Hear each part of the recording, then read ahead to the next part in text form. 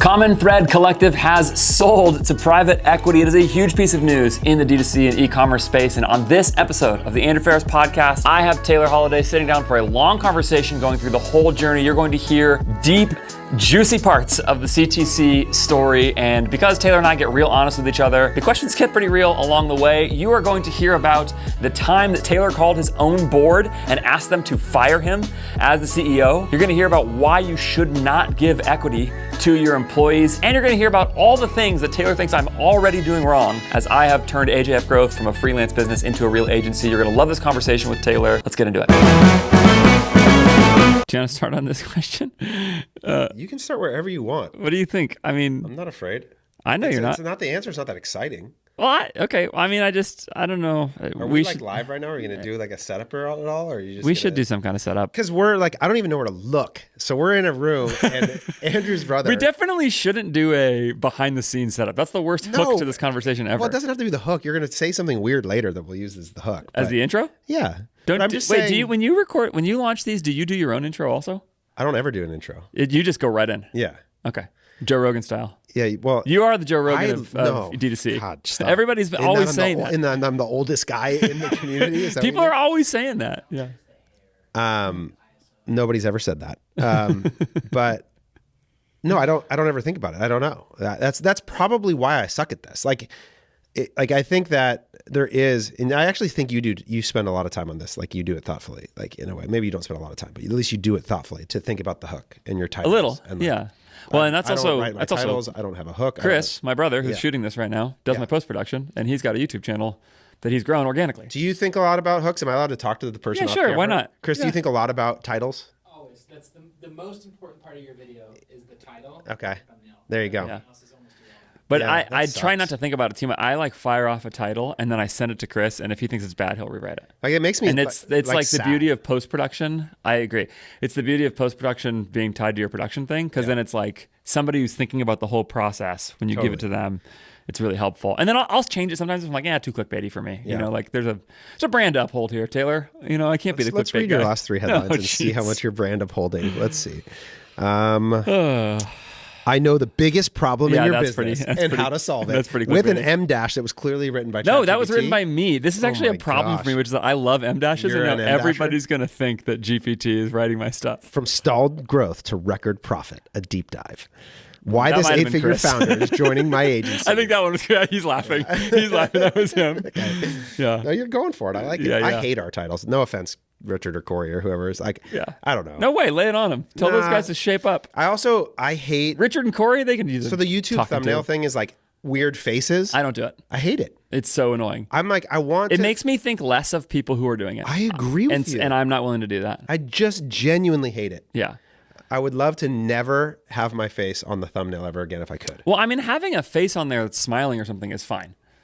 I'd love to that's just human. But I'd love to create some elevated visual aesthetic that doesn't just make it so obvious that I'm desperately trying to get you to click on it, to follow some YouTube hack strategy. Yeah, but that's what I mean. That's why I'm like, I'm not going to do the goofy thing, whatever, or like me pointing up at money falling down or something like that. I just want to do. I do have a video gif of you shooting a money gun. That is a classic illustration of this. You know where that came from? Aaron Orndorff. Aaron Orndorff, a professional content marketer, handed me the Santa hat, handed me the turtleneck, and handed me the money gun and said, "Go do this right now. I'm turning you into a GIF." And I was like, "All right, man." Yeah. That was in his first 3 weeks of being at CTC, and I was like, "What am I supposed to say?" It's Aaron Orndorff. Well, now you're forever a money gun GIF. Yeah, although that GIF has maybe I'll send it to Chris so we can it comes back every Q4. It'll be you'll run it back Q4. Well, no, I use it with my clients anytime there's a money gun GIF worthy event in the thing. You should create a happens a lot. Happens a lot with AJF Growth. There's a lot of occasions for that. We're driving a lot of profit for our clients. Let's put a pin in the word growth. I want to come back to that because there's a question you actually have about this. And great. So that's a pin. That's a that's a teaser, folks. Let's talk about what we're here to talk about. What are we here to talk about? Well, this is a random show. Yep. We do these. Long, talk about all kinds of stuff. Yeah, saddle up. We're going to be here for a while. Speaking of Joe Rogan. This is going to be more focused than usual. Yeah. Normally we each have 2 or 3 topics. We bring plus a bunch of little lightning round stuff. Yep. Today, there's a big thing that happened. Yeah. And so we're going to talk about it. You launched an agency. It is funny timing. It is. No, It is funny timing. That's the big news. No, the big news is that Common Thread Collective has been acquired. Has partnered? We call it a growth partnership. Okay, I noticed that. Thankfully, enough people on your tweet about this understood. Yeah, there's a PR spin there, but it's a growth partnership. Well, it is a growth partnership, but the mechanism of that growth partnership is that a private equity company acquired Common Thread Collective. Yeah, but the point is, it's not like the point that I read under this. You tell me if this is right. Is that it wasn't acquired and then like Taylor goes to the beach forever. That's right. Yeah. The point is that there's a particular purpose for what you guys are doing in this acquisition that is not just go away Taylor. That's right. And that's why you choose that language. It's just a signal to everyone that everybody's not leaving, that's not the intention at all, is for us to ride off into the sunset. And anytime you're in a human service business, it's obviously really important for customers and employees and everyone else to send the appropriate signal. So yeah, those words are chosen with intention. And but I think like the basic mechanics are pretty simple in that sense, that it's a way for a partner to come in and build a platform for them to grow a service business to try to lead to a bigger acquisition for themselves down the road. That's like what private equity does. I don't think there's any mystery to the business model. They exchange dollars for equity. That's right. In the hopes of selling it for more later. It's not a which means they need the business to be good to sell it, to make a return on their money. The business has to make more money over time, and they think they can help you do that, and they think that you can help them do that. That's right. Yeah. Let's talk. So this is what we're going to talk about. Yep. That's the main thing. Yep. I have a lot of questions. This is the longest set of notes I've ever had for this. You and I have actually talked shockingly little about this part of it. We've talked a lot about some parts of it. Yeah. But we've talked relatively little about some. Go ahead. What were you going to say? Well, I just think that if you're listening, and one of the things I'll say as a reason to stay is that I put out this message of like, hey, if you're an agency owner, part of my hope here is that I could bring more awareness to the potential of these kinds of opportunities for you, the service provider. So you as an agency owner sort of can act in proxy for a lot of people to ask the questions that I've gotten in my DMs, that I'm setting up some calls with people to do, in hopes that like, one of my things that I genuinely deeply care about is to try to make people love their service business more and to understand the potential that I didn't for many years. Yeah. And so I think I had a lot of people that were really helpful to me. Why didn't you love it for many years? Well, I don't know that I didn't love it. I just didn't understand how to make money with it. I think you didn't love it at times. I think I was around you. There was a lot of times when at one point you had to make a rule that we couldn't make fun of clients anymore or something, or couldn't complain. Okay, yeah. I think that's illustrative of the ways that service business is great on people and the reason people leave. That's right. Everybody says the worst part of service business is clients. That's what they say. So I think what happens is there's a trope that's woven into how you're supposed to perceive your agency business, which is that this is a miserable existence and you're just suffering through it for the sake of financial outcomes. No, for the sake of even getting enough information to launch a brand one day or something. Like, sure. I think like I feel like whatever externality I received about what an agency was, it was negative. And that was woven into the way I treated my own business. Was that like I shouldn't like this that much. Yes. That this is kind of a second tier existence. That this is a lower class model. And I think that I adopted that for myself, and that sort of was woven in then into this idea that we hate clients. Clients are the worst. This business sucks. You've got 5 bosses all the time. All those sort of stereotypical tropes that I think get spoken over agency in a way that I definitely absorbed early on. So I think that's fair. Yeah. So did something shift for you? I feel like I can't tell if this happened all at once or if it happened over time, where you decided to love the agency. But I mean, I do feel like partly I remember conversations where you sort of realized that you were going to need to think about it differently to be successful in it. And so there's 4x400 going away. Yeah. Like I said on my podcast, and you obviously were aware of this, is that the vision that we lived under was that 4x400 was going to make us all the money, and CTC was going to build this experience and missional purpose for us, and we were going to be able to accomplish both at the same time with this thing. That's why we sent our best talent and people to 4x400. Like that was the point. It was like, oh, it's a better allocation of resource to send Andrew to 4x400 than it is to keep him in CTC. And that turns out to be perfectly. Really dumb. Because not only did that not work out, I did a great job. And now you're a competitor. It's like worst of all the worlds, turned out. If you like the way this episode of the show looks, feels, and sounds, if you've noticed that Taylor and I look extra beautiful, which is of course saying something, you should be thanking my brother, Christopher Ferris. Hello. There he is right there. Chris runs DREAMPOOL Productions. You can reach out to Chris at Christopher@GoDreamPool.com because he does a killer job with this kind of thing. If you've got a podcast or any other kind of content you're creating, Chris built his own YouTube channel to tens of thousands of subscribers, totally organically, not paid. He understands the YouTube game. In fact, the production house is all organic, YouTube focused as their primary channel. And even within that, they've worked with like huge names, giants, like big celebrities, Warner Brothers, all kinds of stuff. They can do incredible work on your podcast as well. Reach out to them, Christopher@GoDreamPool.com. Tell him I sent you. Tell him you like this show. You know how to send an email. Just do it, Christopher@GoDreamPool.com. Let's talk about the financial part of it first, okay? So what I mean by that is you have a strong theory that agencies, I mean, last time we did a random show, you berated me about how e-commerce businesses are bad. Yes. Now tell everybody why agency businesses are good. Yeah. So I put this out on Twitter the other day. We've been sort of arguing about this on the internet about like what is worth more, an agency or an e-commerce business. And I think Chris Fenster runs Propeller, which is a large fractional CFO business, one of the biggest in our space. Have you ever interacted with Chris? And he responded. I think he's great. Yeah. Great. He responded perfectly when he said, every multiple of EBITDA is just a model for a discount on future cash flow. Yep. Like that, and this is like, I think the really important thing to understand about value, that especially in the private equity world, I'd say maybe less so for a strategic, maybe less so even for venture capital, but in particular in private equity, this is just a model of a discount on future cash flow, not on future EBITDA, on future cash flow, because there's so many reasons for that. Not the largest of which is that most of these deals are, the multiple is predicated on your capacity to get debt, right? Like that is a big piece of what funds these acquisitions. And you mean because the acquirer is going to fund the acquisition with debt? That's right. They want to do what is functionally like, it's a model built off of like leverage buyouts where you're going to put debt on the business to buy out portions of the equity. And the most conservative lender in the ecosystem is a bank. Like they lend almost exclusively on historical EBITDA. That's like in historical cash flow. Light your projections on fire. Yeah, they don't want to see your 24-month forecast. Yeah. They want to see trailing 12 months, trailing 24 months cash trends. Yeah. And so if you want to get the largest multiple possible from a PE firm, then they've got to walk in feeling really confident that they could lever your business up as many turns as possible and feel confident in their capacity to debt service, which is a question of a lender, right? And so I think when you think about e-commerce businesses, they uniquely struggle at generating cash flow. Yeah. And whereas my free cash flow to EBITDA ratio is like 95%. Right, yeah. EBITDA is cash in a service business in many ways.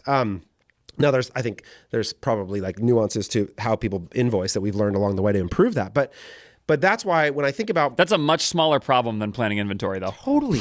way smaller, right?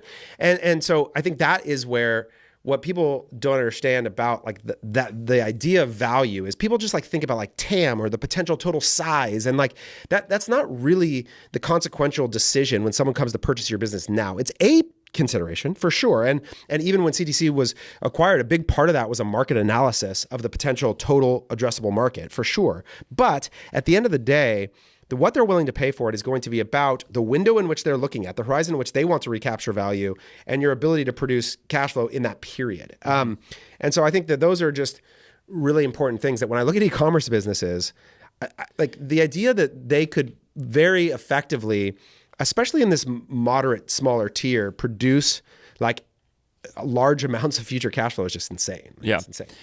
So my question about that is, for as long as I've been in e-commerce, what everybody has said, I mean, you've just been way more in the M&A world recently than I have been, and just in general with a lot of probably the clients and size you're at and all that stuff. What everybody has said forever is that essentially what acquirers care about is a multiple of EBITDA.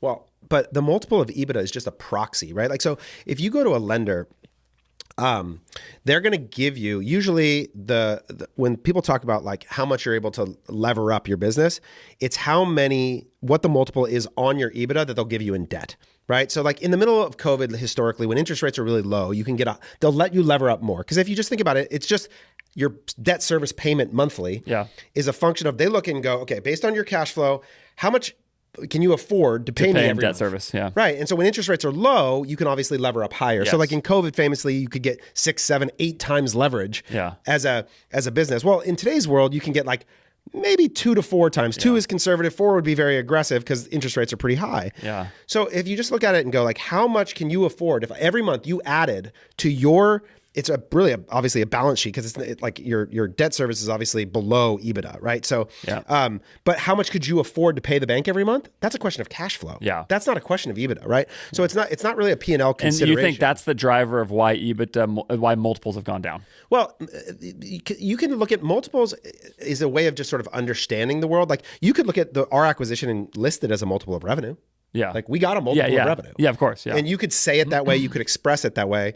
It just doesn't really matter. The question is, how does the purchaser derive the amount of money that they're willing to give you? But what everybody has said for forever is like, okay, e-com brand EBITDA 2 million, they get 3 to 5x. A brand is 4 million, they get 6 to 7x. So you think that calculation has changed? I think that there's a secondary consideration again relative to who the buyer is that has to do with how much free cash flow you produce in relationship to that EBITDA. Yeah. Because again, like if you are negative free cash flow on positive EBITDA, like the bank's going to go, you don't have any money to pay me. Yeah. Like there's no available cash to service an incremental line item. And so the acquirer is not going to be able to get a loan. So they're not going to be able to get a loan. So that means somebody's going to have to put entirety equity into the deal. And these guys don't want to do that. Like they don't want to take on that much risk. And so that will just lower your multiple. Yeah. And so I think that's a piece of the consideration in the process is that how much debt service you can take on is going to factor into how much cash you're going to get out. And the net result of that calculation is that agencies are much better businesses than e-commerce businesses because they generate so much more cash. That's a piece of it. I also think that the growth rate, like the LTV to CAC of my customer acquisition is just way better than every e-commerce business is by a lot. I think that's we have better than software in many cases, LTV to CAC. Yeah. Now, part of that's because I think we have a fairly novel customer acquisition mechanism that we've built over time. Yeah, exactly. So I think that helps certainly and I don't think that that's like a traditional approach, but still like my customers are worth a lot of money. Yeah. Whereas an e-commerce customer might be worth $30. Yeah. And like there's like a classic problem here, which is that the LTV on a lot of businesses is really crappy.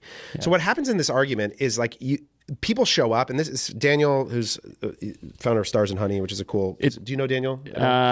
Maybe. But it's funny though. The move you're making right now is to do the exact same calculation we tell every client to make in their business, which is like unit economics, CAC to LTV, that's right, and all those things. And so it's like the comparison you're making is like look at an agency LTV. That's right. And TAM, and you make that calculation, and it's like makes a lot of sense. That's right. And so people, I think. They just assume better than supplements. They just think consumers like way bigger. There's way more people, but like the amount of e-com. But what's funny is that like there's a direct relationship between if there's a lot of D2C businesses, the TAM grows for the service business too. These things are tied to each other in some ways. Yeah. Right. So, and I think that's when they did the market research, what you find is that like, to get my business from the size it is now to double the size, we have to win such a small percentage of what is a very big market and a growing market. Right. So the TAM in my business is not a problem. Yeah. Like versus, I think in some cases, like these e-commerce businesses, what they're running into at their size is they are actually running into a TAM problem for the D2C side of their business, and they need to now expand it to retail or other things. And there's just so much supply side competition. It's like the barriers to entry are basically nothing. Now that's true in my business too, and I'm aware of that. But I think there are some unique ways in which we can create leverage against that sort of competition. But what ways? Time. So I think one of the big value propositions in a service business is that your network compounds. So like just the amount of people that know and refer us business now is like 100x greater than it was when we started. Yeah. And so you get this like network effect of all the historical customers you've worked with that know you and refer business to you over time that is really hard to recreate. Data is another one. Like the amount of money that has flown through our systems for us to be able to develop processes and models on top of is like you can't get that at day zero. I can't get that. Yeah, you can't get that at day zero. Do you think that network effect is something, this is actually something I've been thinking about with some friends of mine who have a service business that's unrelated to, it's not a competitor to me, but it's in our space. Do you think that network effect is generally true across e-commerce? Like the really quick and dirty way I've said that is just that everybody talks to each other in e-commerce. Right. And that just sort of like delivering a great service is like essentially the like word of mouth on your service business post-purchase survey would be really, really high, right? Like, because it seems to me that, that one of the ways you build a great service business is like deliver a really good service repeatedly over time and you will not really have a customer acquisition problem. That's right. For many years, have 80+% of your relationships go well, and like the net effect of that moving over time grows really wide. And so there's just a bunch of people that like care about CTC and that I have relationship with that are just kind. And whether we like, I think about somebody like Alejandro at Mottenbaugh. We don't work together anymore, but I love that dude. And he's awesome. Would always say nice things about us in any interaction. And so there's a bunch of things like that. Edward at Road ID, like when when this went through, he called, and he's always been so kind. Like you compound enough of those interactions over a very long period of time, and it has an effect that you just can't recreate on day zero. It's like the way I think about it is like, if I'm looking to remodel my home, like the sequence of like how I get into that interaction is like there's these very like clear like hub and spoke referral models that come out of a contractor who has relationships to all the different vendors. And like if I'm a pool remodeler, like if I can own in Orange County the 5 largest contractors, like I've kind of monopolized the market. Yes. Like you can't, because to drive direct consumer purchasing through it, it's not really how it happens. Like people don't Google. Well, I mean, for 8-figure brands. The really, really, really easy version of this is that you have some of the highest level of expertise of anybody alive in terms of paid. And anything that you don't have knowledge of in the specifics of paid because you don't click the buttons as much as you used to, you have 5 people on your team who can do, for every channel at an elite level. That's right. And you probably don't spend very much on paid. And so it's because, whereas like in reality, and it's because of who the customer is. It's not because you're bad at paid. The point is that like that's not how customers shop for this sort of thing. Exactly. And so versus in D2C, like acquisition is sort of a commodity in the sense that the customer will buy through an Instagram ad. And so what that means is that your competitor just has to make a better Instagram ad than you. But that's not how my customer buys. You have to have trust and a referral network into those relationships. So it's actually a harder barrier to entry for a newcomer to come in, and you can't just like run Instagram ads and instantaneously acquire a bunch of $1 million customers. Like that's not how those people buy. And so I think there's a barrier on that side of it as well, that one of the problems is that like the reality is right now, if I wanted to, I could go win the #1 placement on jeans on categorical search. I would just have to pay more than everybody else, but I could do it. And that isn't really that valuable for a Facebook advertising agency. It's just not. And so I think that it makes the barrier to winning in this space a little bit harder.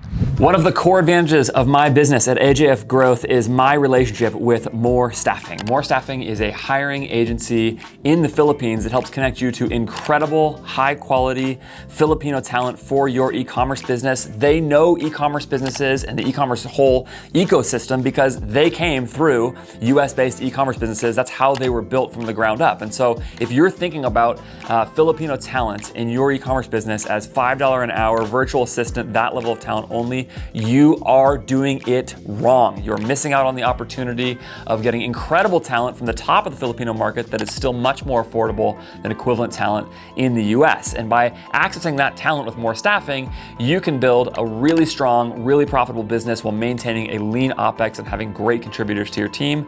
I know because it's the bet I'm making in my own business. More Staffing will help you recruit, onboard, train, provide ongoing coaching to Filipino employees in your business. They're just awesome. You've heard Laura on this show before. If you've listened to me for any amount of time, she's fantastic. Get on the phone with More Staffing by going to morestaffing.co/AF and get a conversation going today. Morestaffing.co/AF. The link for that is in the description of this episode. Go check it out.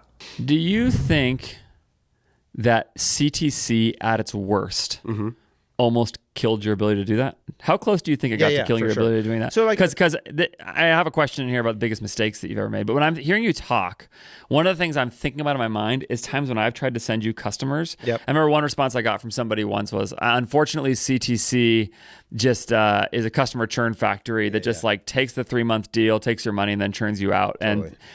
And I knew why they said that, which is not that. And of course, like I always like try to defend you in those situations. Like, you don't understand. Like, is growing your business hard? Because growing Taylor's business is hard too. It's not because you're a monster when you like don't deliver the, But I think that actually really matters. Like, so I think one of the things that does And when you answer this question, Yeah. talk about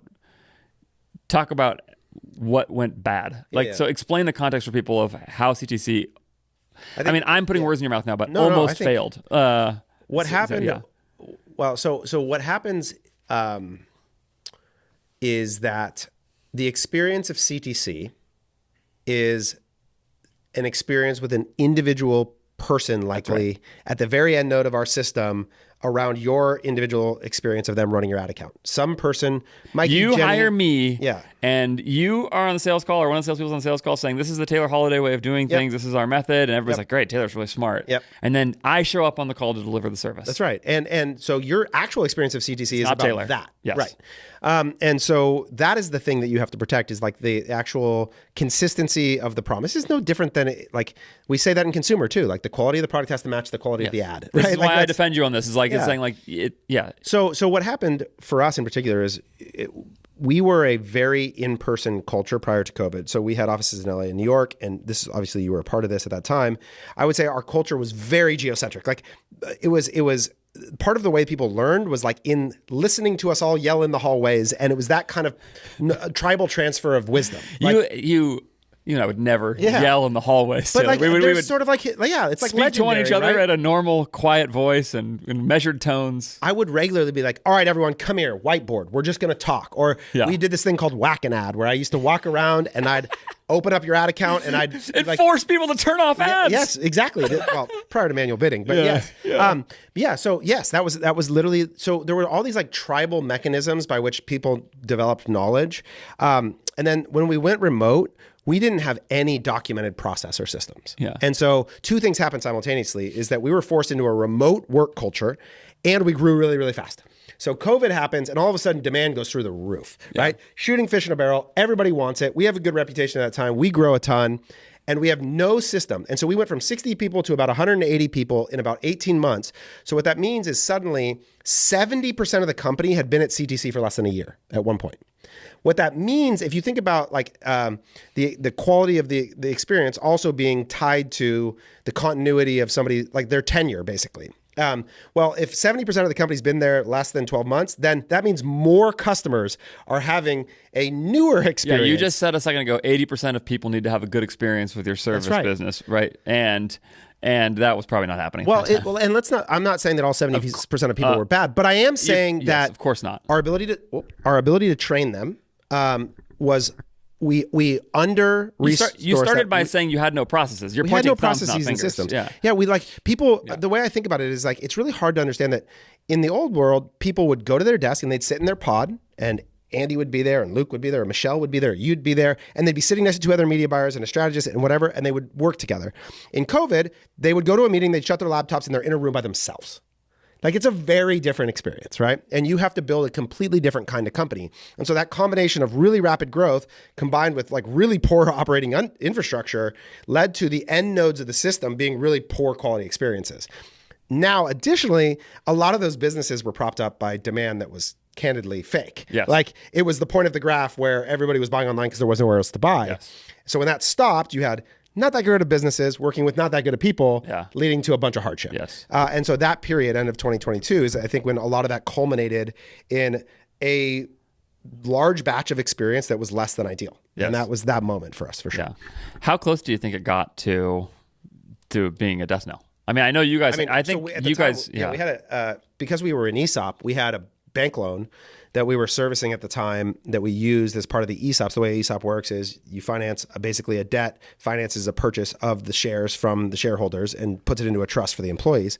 And we used that to buy back a partner when he left. And so we owed a bank money, and we were in breach of our covenants. And Brian Dunbar and I spent every day during Christmas break of 2022 on the phone trying to convince the bank not to take punitive action against us in that period. And my lawyer at the time was like, it got so like they were being so oppressive in terms of their language and demands that he was like, you should just claim to be filing for Chapter 11 bankruptcy, because you need to call their bluff on whether or not they're actually going to foreclose on you, because they don't want to own your business. But like those were the level of conversations we were having every day about how we were going to move forward. So it was like, it was very serious. Yeah. What was that like? Horrible. Yeah. I mean, it was like really stressful. Yeah. And I remember calling, like at the time, one of the things that I had done that, like, again, this whole season of all this, I had created an external board that had governance authority over me. Like I created it myself.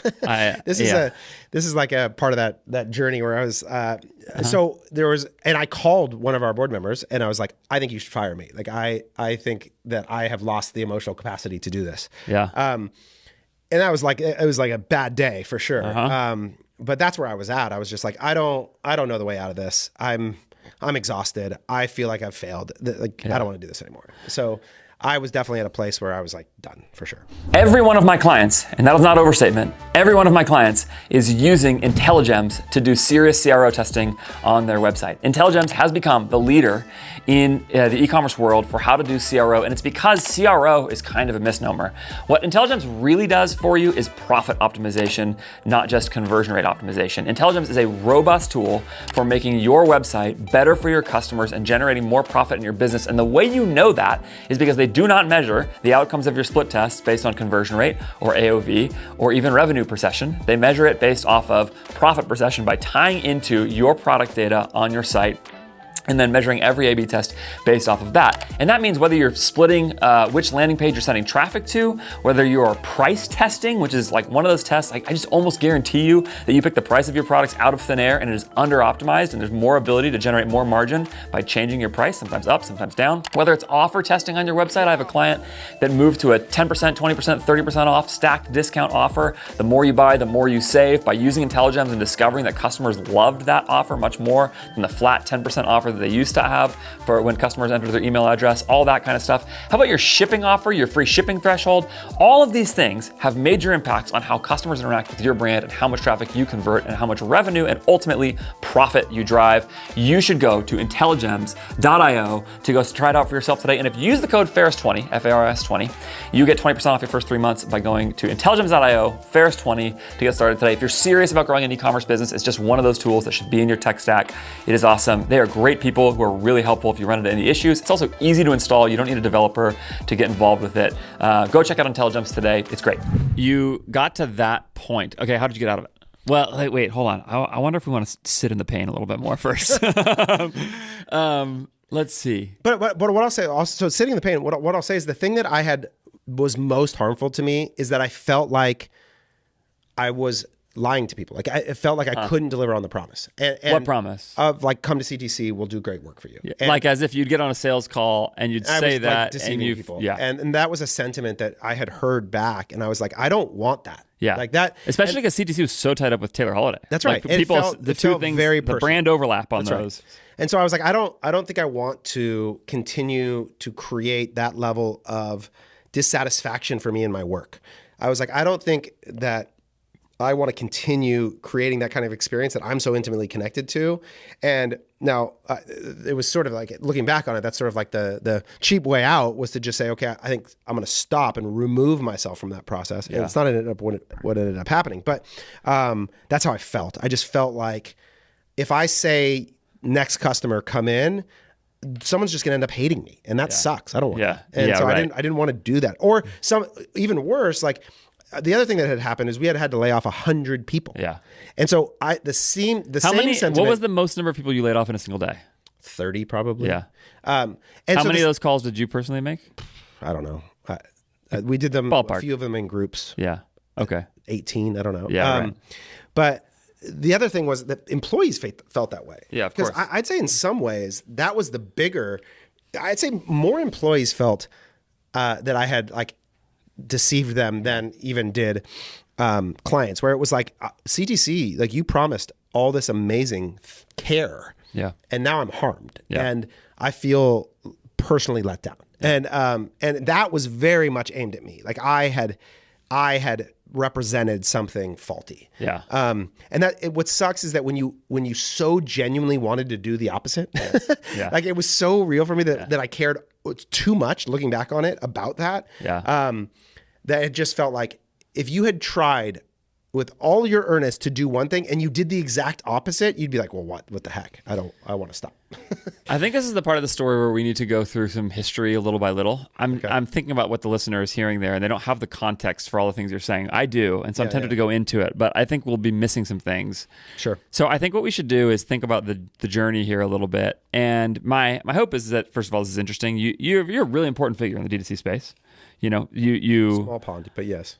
Yeah, I know, but it's people care about. I mean, you mentioned earlier the general attitude in D2C. Yeah, it's one of the things I tell people who don't work in our space a lot is that it's awesome. Yeah, generally speaking, people are kind and root for each other. Totally. Agency owners who are competitive will get on the phone and tell each other how to do better at it. The most helpful people to me in this process were my direct competitors. Yeah, yep. And I think that's because there's an awareness that there's like enough fish in the sea, and that it's just was helpful. Yeah. Anyway, So you matter in the space. You've contributed a lot to it.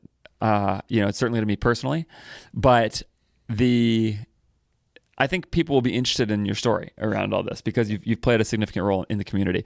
And then I also think that my experience talking with you is that when you reflect on leadership moments in your journey, you're really good at picking out things that, just as you talk about them, that are valuable to you. So it's like, I mean, I remember listening to the Howard Schultz Acquired, and you hear little things from him. You're just like, oh, he's just telling the story, and like offering little things. It's really helpful. So that's my hope, is that people will just kind of hear. People have always said you're the Howard Schultz of D2C, and Joe Rogan. It's those are the two that you always get. Okay, in the beginning of CTC, it was essentially an offshoot of Kalo / not really an offshoot of Kalo, but like happened at the same time as Kalo. And I would call it like glorified freelance small team, something like that. I don't know how you want to frame it, but just what I'm thinking about is the early days with you, Jordan, and maybe Josh. Well, Josh came on later, and Corey. There's an important. We actually started something called the Arch Network with me. Yes, that's right. Arch. Me, Jordan, and then Clark. Jordan Palmer. Yep. Clark Hardman, who's now the founder CEO of Thread Performance. Shout out to Thread. Yeah. And a guy by the name of Tyler Vaughn, who was a guy that I played baseball with at UCI and then worked with us at Power Bounce. Those two could not work with me, understandably. I'm not Jordan and Tyler. No, Clark and Tyler. Oh, Clark and Tyler. I'm not the easiest person to partner with, I would say. And so it was like really hard in those days. Do you think that's still true? Yeah. Why do you think that?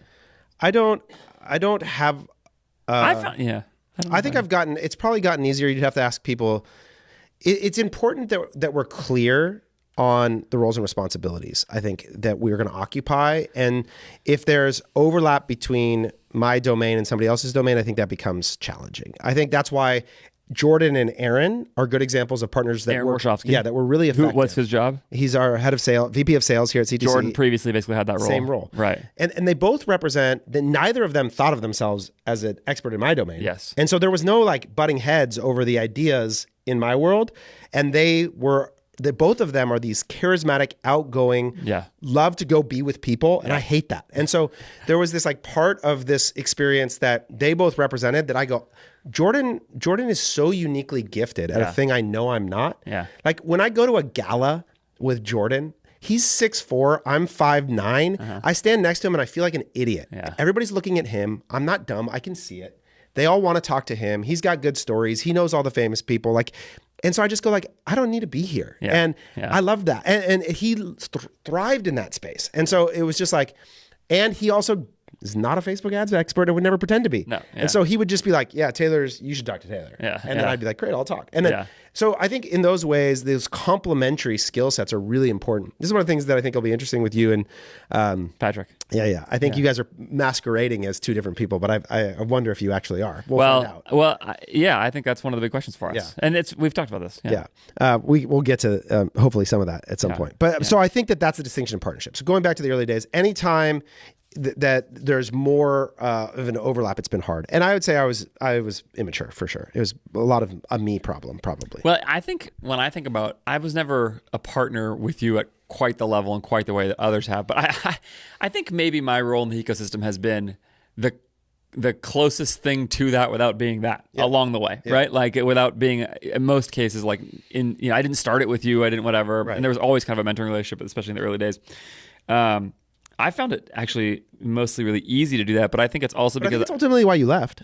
is because you want, my sense of it, and again, we're just here in the space here, we're in the tree, so we're just going to go for it, is that you wanted to be at that partnership level and there was never room to do it. And so you didn't want to be the junior partner anymore. You wanted to be the full partner at the table with everybody at an equity level and at everything else level. Yeah. That I think you But I deserve first left because of 2021, or it's because of, because of 4x400.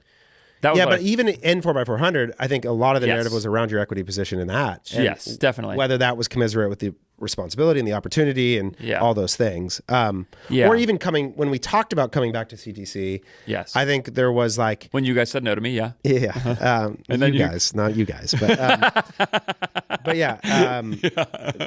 But I think that didn't rise to the level of the kind of offer that would have made you say yes. Yeah, I think that's right. Yeah. So I think those are anyway, I think I've been in a lot of partnership rooms with you. Yeah. And I think what people just have to know is what they're getting into. Yeah. You know, in the sense of like who you are and what it is. And I think there's a reality in which it's like, it's just who your presence and capability and way of being is a double-edged sword. Yeah. And what I mean by that is not even necessarily negative and positive. I just mean like if you want somebody in a leadership position, and I've noticed this in plenty of other organizations too, with people who have somewhat similar personality types or whatever, is if you want somebody who is going to aggressively push something forward and believe that their ideas ought to be put into actions and believe that their ideas matter and think hard about things, then what that's going to mean is at times you're going to have to let them make decisions that you disagree with. And I sort of just think that's other people's fault if they weren't ready for that. Well, now, of course, you're talking about the very earliest days of the thing when everybody's still trying to figure that kind of stuff out. So I understand that you're talking about Clark and Tyler or whatever not wanting that, and that's fine. If you figure that out in 6 months or a year. I think at my worst though, like I'll argue to be right versus caring about what's actually best for everybody. Yeah, like, but you usually come around. Yeah, I think I matured in that way. But that was like there was definitely moments where I would try to like. I just wanted to like almost intellectually defeat you. Like that would be like the feeling that would come out of me. And it was like all of a sudden we've lost sight of like, what are we trying to do for the business? And I'm now in this like destroy, like win mode, you know? And I think I found myself in that space and I would leave conversations going like, what did I just do? Like, I just harmed something. And that wasn't really very valuable. Like I've had that, like, it's like my wife and I, like it's, that shows up in a lot of places for me where I've learned to like, need winning less, I think. But it's funny because so much of the problem in organizations, and certainly for me as a leader, is the exact opposite, which is like just being too willing to step aside on things that I actually believe are true. Oh, really?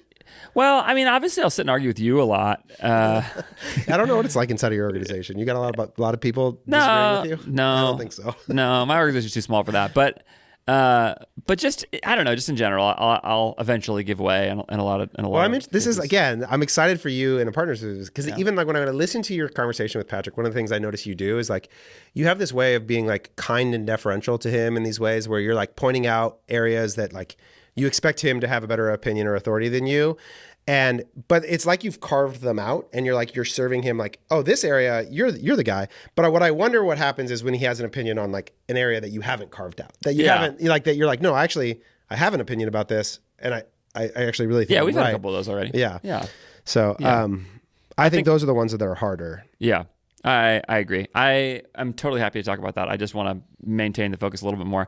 Also, there's a lot of ego and money. I think that was another thing that like, I made some decisions, and this goes to like what I thought was the right thing to do versus what my ego was actually ready to handle, where I let people come in at levels of partnership I shouldn't have. And that led to a certain perception that was different than what was actually in my head.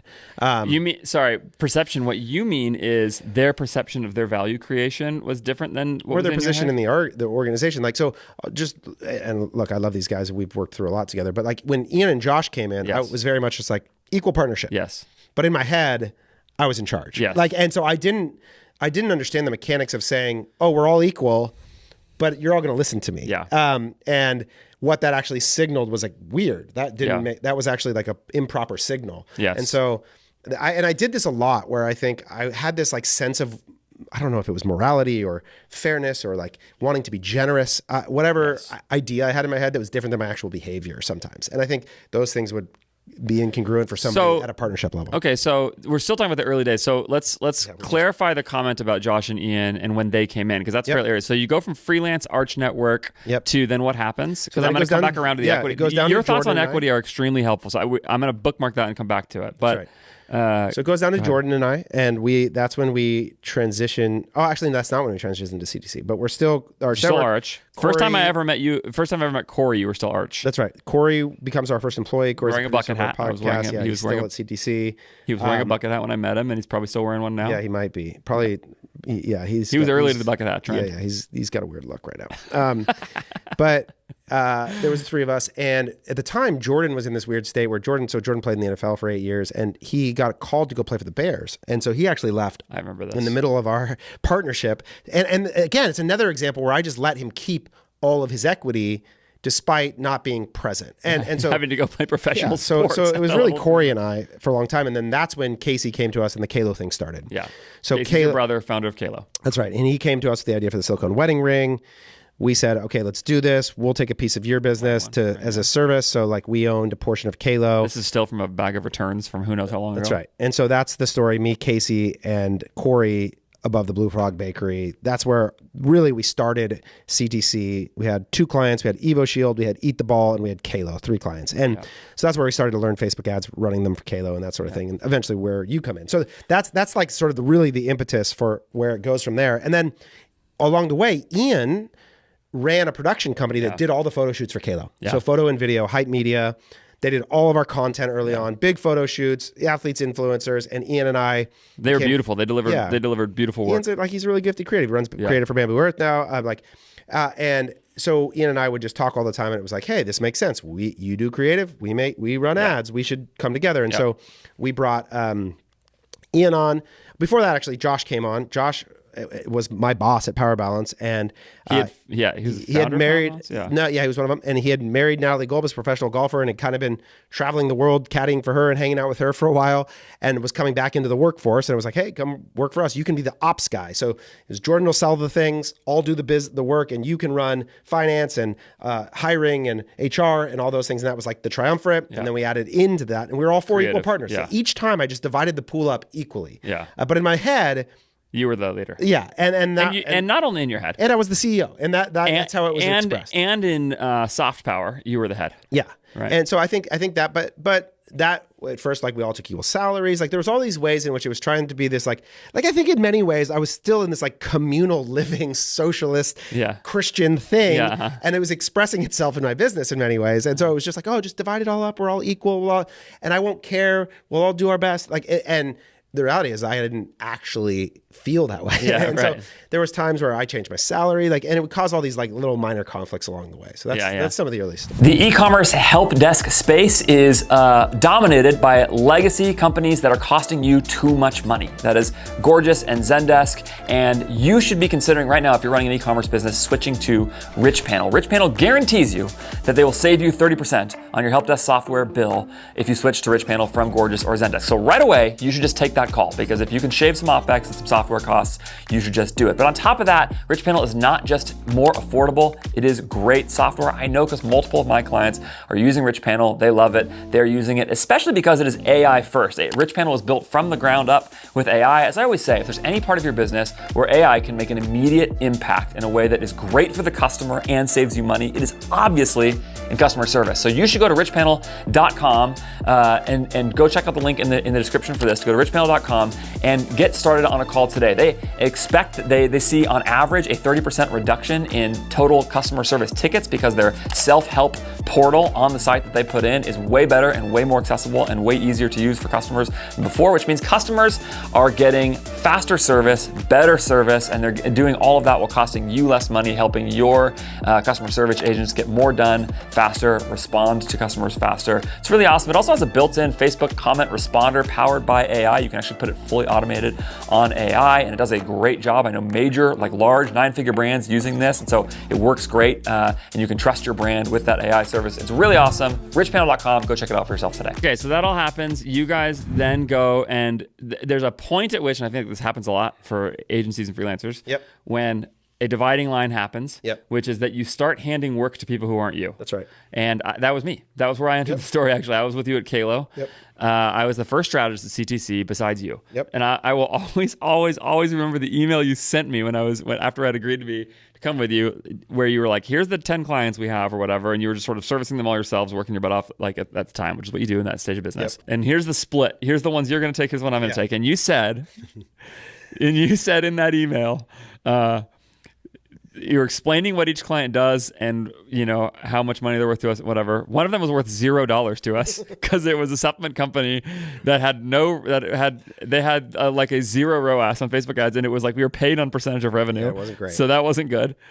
And then the other one was quote the Golden Goose, and that was a hangover cure company called Drinkwell. That's right. I don't mind saying. Correct. Anyway, there's a lot to be said about that. Yep. But I think they were worth I think they had 1 month where they billed 17 grand, which was a lot then. Yeah. I think it was probably 10% of spend on 170 grand or something. Yeah, right. Something. And so it was like pretty good. And you handed that to me. Yeah. And so anyway, so you start doing that and hiring people and start building a team. Yep. Anything you want to say about that phase of business? That was a long time ago. I think this is where agency owners have the biggest problem, is that they're so precious about this. And this is where I think this idea that you are going to screw up the quality of service is an inevitability. Yeah. And sure, you should accept that. Yeah. And you should understand that the way that you get better is actually through those mistakes. It's so obvious. We would all say logically that you learn through screwed up, fix it, screwed up, fix it, screwed up, fix it. But I see service providers, they build this story, this bubble around themselves that what we don't want to do is ever degrade the service or overpromise. And so they stay paralyzed as the service provider. Yeah. And they think that the second they bring someone into it, it'll make everything worse. Mm-hmm. And the answer is yes. Yeah. And so what? Yeah. Because it's like FC Goods. If you go from hand sewing every wallet to manufacturing them, they might the first batch might not be good. And then you'll improve it. And then you'll go back and you'll improve it again. And that iterative journey is what you have to be willing to do. The interesting thing about that is that I think the end state is actually that the service at some point can get better. Exactly. Yeah. Better than if you had delivered it. For sure. So this is one of the things I'm experiencing with the agency growth thing for me, is that part of the motivation for me to start really trying to beef this thing up and grow it is not that I believe there won't be any problems. Right. It's just that I actually now think I don't deliver as good of a service for the needs of my clients, especially relative to when they were I got them at $3 million in revenue. Certainly not for every client, because not everybody likes you that much. No, that's totally right. The personality, the I'm not disposition, the smartest guy in the world, too. Exactly, this specific kind of problem. So it's totally true, but it's a big hurdle, and it's a fear, and it's a roadblock that I think people experience. I agree. And I certainly have experienced that. But it is funny to play that off of something you said a little bit ago, which is that you were also got to a point where you were delivering a service that you could not get on a sales call on and feel like you were promising something with integrity. That's right. Like you said just a little bit ago that you were selling services that you thought were bad. Right. And you didn't want to do that either. So there has to be some kind of middle ground there, right? Of course. There's a spectrum of really, really shitty work and really, really good work, and you're on it somewhere all the time. You don't want it to go too There's far some dividing to one line. but I believed in you. No, So, I know that, but like, I mean, I know that in those days. But I'm thinking about what you were saying later when you got to 180 employees, 70%. But I think what I lost accountability for is that I didn't know the person at the end of this service. Yeah. So where you might screw it up, but I believed in your integrity. Yeah. I believed in your desire to do good work, whether you made the right decision all the time or not. I knew you were going to try your best. Yeah, and probably learn from it. That's and all right. That stuff. Yeah. And I don't know that I could represent that towards the end of it in a way that I felt like I had capitulated to a standard all along the chain that I couldn't feel that way about. Because again, it's one thing if someone called me and was like, Andrew's an idiot and screwed it up. Yeah. I could deal with that. One time, a client did do that in so many words, emailed you and said it was a client from Drinkwell. Oh, it's great. Do you remember? I remember the last 2 words of that email. Yeah. He sent me an email saying that I had done some math wrong.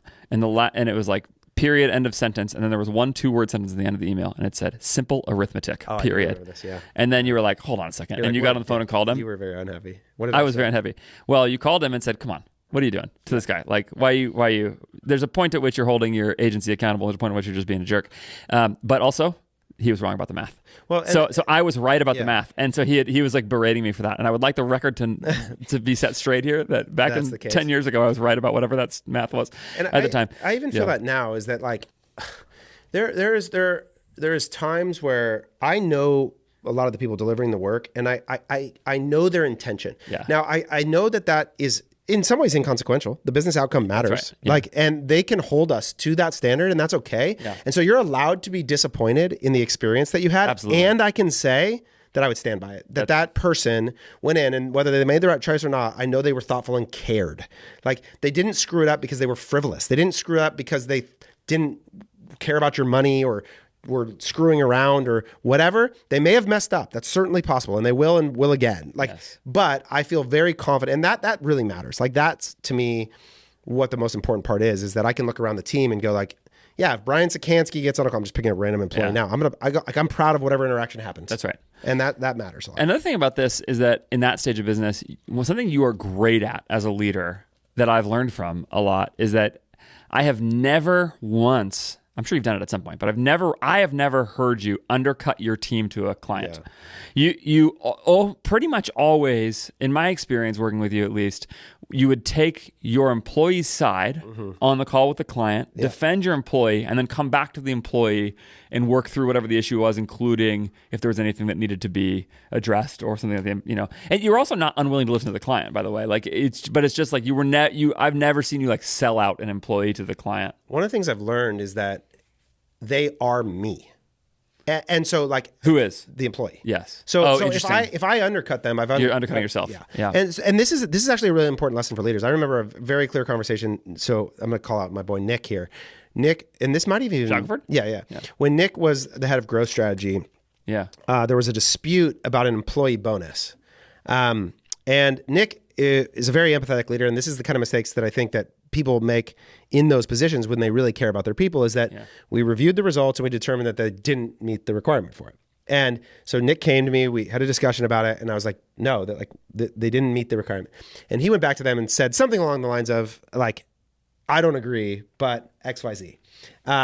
And so I called him, and it was like the only time I really ever like yelled at him. Like, you don't understand that what you just did is you actually undermined your own leadership. Like, that person now knows that you have no authority to get them what they want by not owning that decision. Like, you've created the circumstance that they now know if I need a bonus, Nick can't get it for me. Yeah. So instead of owning like collectively disagree and commit together, or you and I working it out until we got to a level of consensus, you left, you undermined me, and you undermined yourself. Yeah. And that's what I recognize in the same thing with the client is that if I undermine their authority, I've actually undermined my own, because all I've said is I can't hire people. I put people who I don't believe in the position. And so I think it's really important. Now, that doesn't mean that you don't own mistakes, but if there's a mistake, you own it as you yourself too. That's right. Like, we screwed that up. I screwed that up. We're going to fix it. Yeah, it's a we. Yeah, that's good. So I think those are just in the human service business. CTC is who they're paying. It's not Anmar or Taylor or anybody else. It's like they're paying CTC. In those days, it's funny to think back. The pitch to clients was, you should use Facebook ads. They will work for your business. Yeah. That was what the pitch was. That was the sales pitch. Right. You had to explain to somebody like, no, when you give money to Facebook, you get more money back, and it works. Their early article is like, what is it? The something, in the Genius Genie. Yeah, that was the first article you ever wrote. Yeah, we wrote it together. Exactly. It was about like convincing people that Meta worked. Yeah. Shouldn't you spend more when the Genie will give you $2 for every one you put in? That's right. Yeah. That's funny looking back on it. Now it's like, maybe you're giving the Genie too much money. Maybe the Genie was playing a long con. That's funny. Okay, 4x400 launched at some point. That's when I launched. The team grew, of course, did all the normal things. And at some point, you made the decision to launch an aggregator. Let's talk about 4x400 for a minute in the story, because it's probably something you would classify as one of your biggest mistakes along the way. 4x400 was our aggregator that eventually, I started as the head of growth there. I eventually became the CEO. That's when I left CTC. The story up to that point is sort of the usual agency growth stuff. You're hiring people, adding clients. I'll always remember when we crowded around the Diff Google Analytics dashboard when Diff Eyewear came to us, and it was like, and they had made like, whatever, $15 million or something over a year. And it was like, whoa. Anyway, that's the timeline of that. And 4x400 comes around and is an idea of, we're going to have a brand holding company. And this is an important moment in CTC's thinking and leadership structure, because there's an equity group owning not only CTC, but 4x400. There's a couple other things in there somewhere. That's called Dream Labs. Yeah. And the idea was like, we're going to build this family office style of like portfolio of companies across these different industries. They're all going to service each other and all this kind of stuff. But 4x400 was like the platform, one of those where that was going to be worth the most money in the ecosystem. And so we were going to go launch all these brands and do it. When I was there, we ended up getting up to 6 brands at a time in our portfolio. Yep. So talk about 4x400. It cost me 5 years of my life. Like the reason it took me so long to get to where I'm at in CTC is because of this whole side quest. Yeah. And this is the number one thing, even today, that there's just nobody will ever just believe this, that like it's a bad idea to use your agency funds to start a brand. And like every agency owner does this. Like there's just, I'm doing it right now. Yeah. And like there's just no way to avoid the temptation that you're watching all these brands be successful and you think you can do it. And it's so compelling. So I empathize with it while also regularly telling people, please don't do this. Please stop. Don't use your money in this way. Do you really think that's true for everyone? When you look at, like, here's the example I think of. When you look at what Zach seems to be accomplishing at Homestead right now, he's got a couple brands in his portfolio. I don't know all the metrics that they've got or whatever. But Hollow seems to be successful. He's got another brand. I know he's talked about some being pretty successful. As far as I can tell, he puts much less of his time into Homestead these days, right? And Zach, if you're watching this or listening, like I don't know the full deal here, but I'm just reading between the tweets. Yeah, I'd rather. So I know a lot about that situation. Okay. I'd rather not speak specifically that's about fine. anybody. So what I mean to say is, like, it seems to me that Zach is really, when I hear him talk, one of the times when I perk up and really want to listen to what he has to say, it's about building funnels for brands to sell stuff. Like it seems to me he's really good at that. Yeah. And so perhaps the highest leverage use, and this is sort of just taking the other side of this argument, because I actually don't have a super strong opinion about this. When I think back to 4x400, I think maybe it wasn't a model problem. Maybe it was an execution problem, because we sure executed a lot of things poorly in that process. If we'd acquired better brands, maybe it would have gone differently. If we'd have done, anyway, if I had been better, maybe whatever. So the point is, if that's your skill set, there are really good e-commerce businesses. Why not go build that? Well, you can't do what you want. To me, it's like, is the expected value of a pull side fly ball higher than a ground ball up the middle? Yeah. Does that mean that everybody should try and hit pull side fly balls? Probably not. Yeah. Like maybe D. Gordon but maybe D. Gordon shouldn't. I don't know. Maybe he should. I don't know. Like, I don't know what the math is. But I think that like this is where, when you speak about what is true most often, that doesn't mean it's true all the time. Yeah, so like, it doesn't mean that somebody can't do this and win. I just think that I think that's fair. What I'll say is that I don't think it benefits the agency. Yeah. Yeah. So why do you have a business that's successful and working, and you as the leader don't act in the interest of that thing and the people in it? And so what you'll hear often is about the stories of the brands maybe working, but I don't know many of the stories where it benefited the agency, or not both, where the agency benefited. Yeah. And I think that's a lot of the trope too, is like, oh, we'll learn from our own money and brand, and that'll make the agency more successful. Yeah. But when you suck the resource and talent and time from the thing and put it over there, we at CTC, we took the money, which I know that's what people do. They take the capital out and they deploy it somewhere else. Yeah. They take the people, the best people, they put them over there.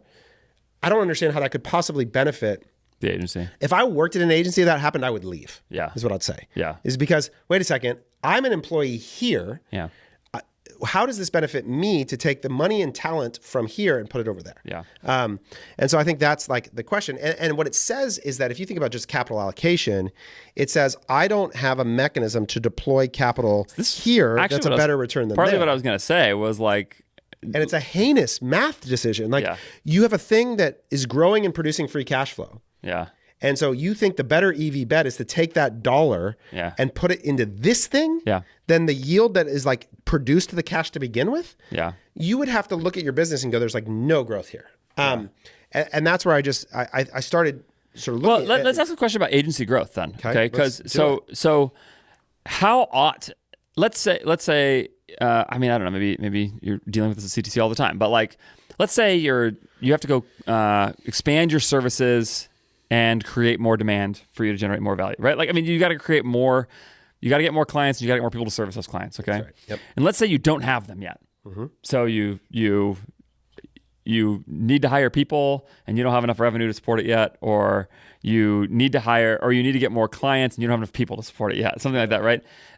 Like, how do you handle actually deploying capital aggressively in an agency? Because what everybody can say is that an e-commerce business is sort of clear, right? You like buy the ads or whatever it is and you keep trying to grow the business. But with an agency, there's like a process expansion that has to happen and you have to like hire the next person and some of those things. So can you aggressively deploy capital in an agency to do those things besides on, I don't know, maybe marketing or something? Yeah. Well, besides on marketing, Yeah. the number one thing that agency owners don't do is they don't sell. Yeah. Interesting. Like even you. Yeah. What is your sales process? Do a podcast? It needs to be addressed. Yeah. like, that's the number but one. Because content like, creation. So if you wanted to grow faster, if Andrew spent 40 hours a week and I told you that your primary obligation was to drive pipeline for AJF growth, you could do more than you're doing now. Sure. Yeah. And the business could grow faster. Yeah.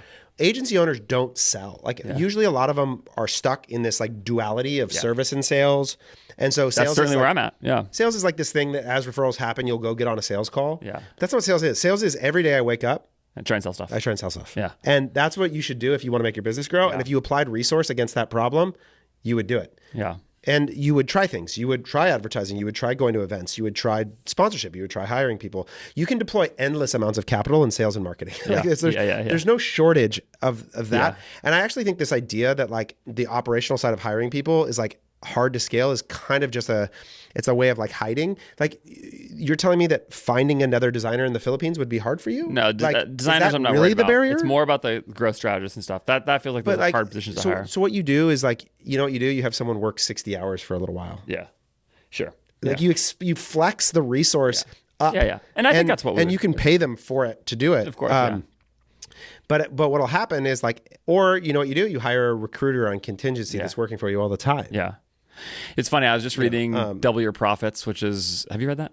No, but you told me you market. I wondered if you, I wondered if you had read it because it reminded me of some things that you said. But one of the little principles he said, this is a Maytab Bogle recommendation. Maytab gave like 6 books. He's like, you just read these 6 books. You've read all the business books you need. And I'm like, I should listen to that. Maytab's read all the business books. So. He speaks so directly. I know. He's great. So I'm just trying to listen to that advice. And in Double Your Profits, he says you should aggressively deploy capital against things that make you money. In fact, you should be willing to deploy more capital than anybody else because if it makes you money, it makes you more money. The biggest failure. And you should aggressively reduce capital for things that cost you money. Exactly. He's like, you just make that. We call it units of growth. Like when we think about my OpEx, I think about each component of it as I want them almost all to be variable expenses associated with revenue, but even every employee I have has some capacity to produce money and some of them don't. And I want to make sure that the money goes to the things that do. And you know who the most obvious people are that create incremental revenue? Salespeople. Yeah. They're the most obvious nodes of the system that if you give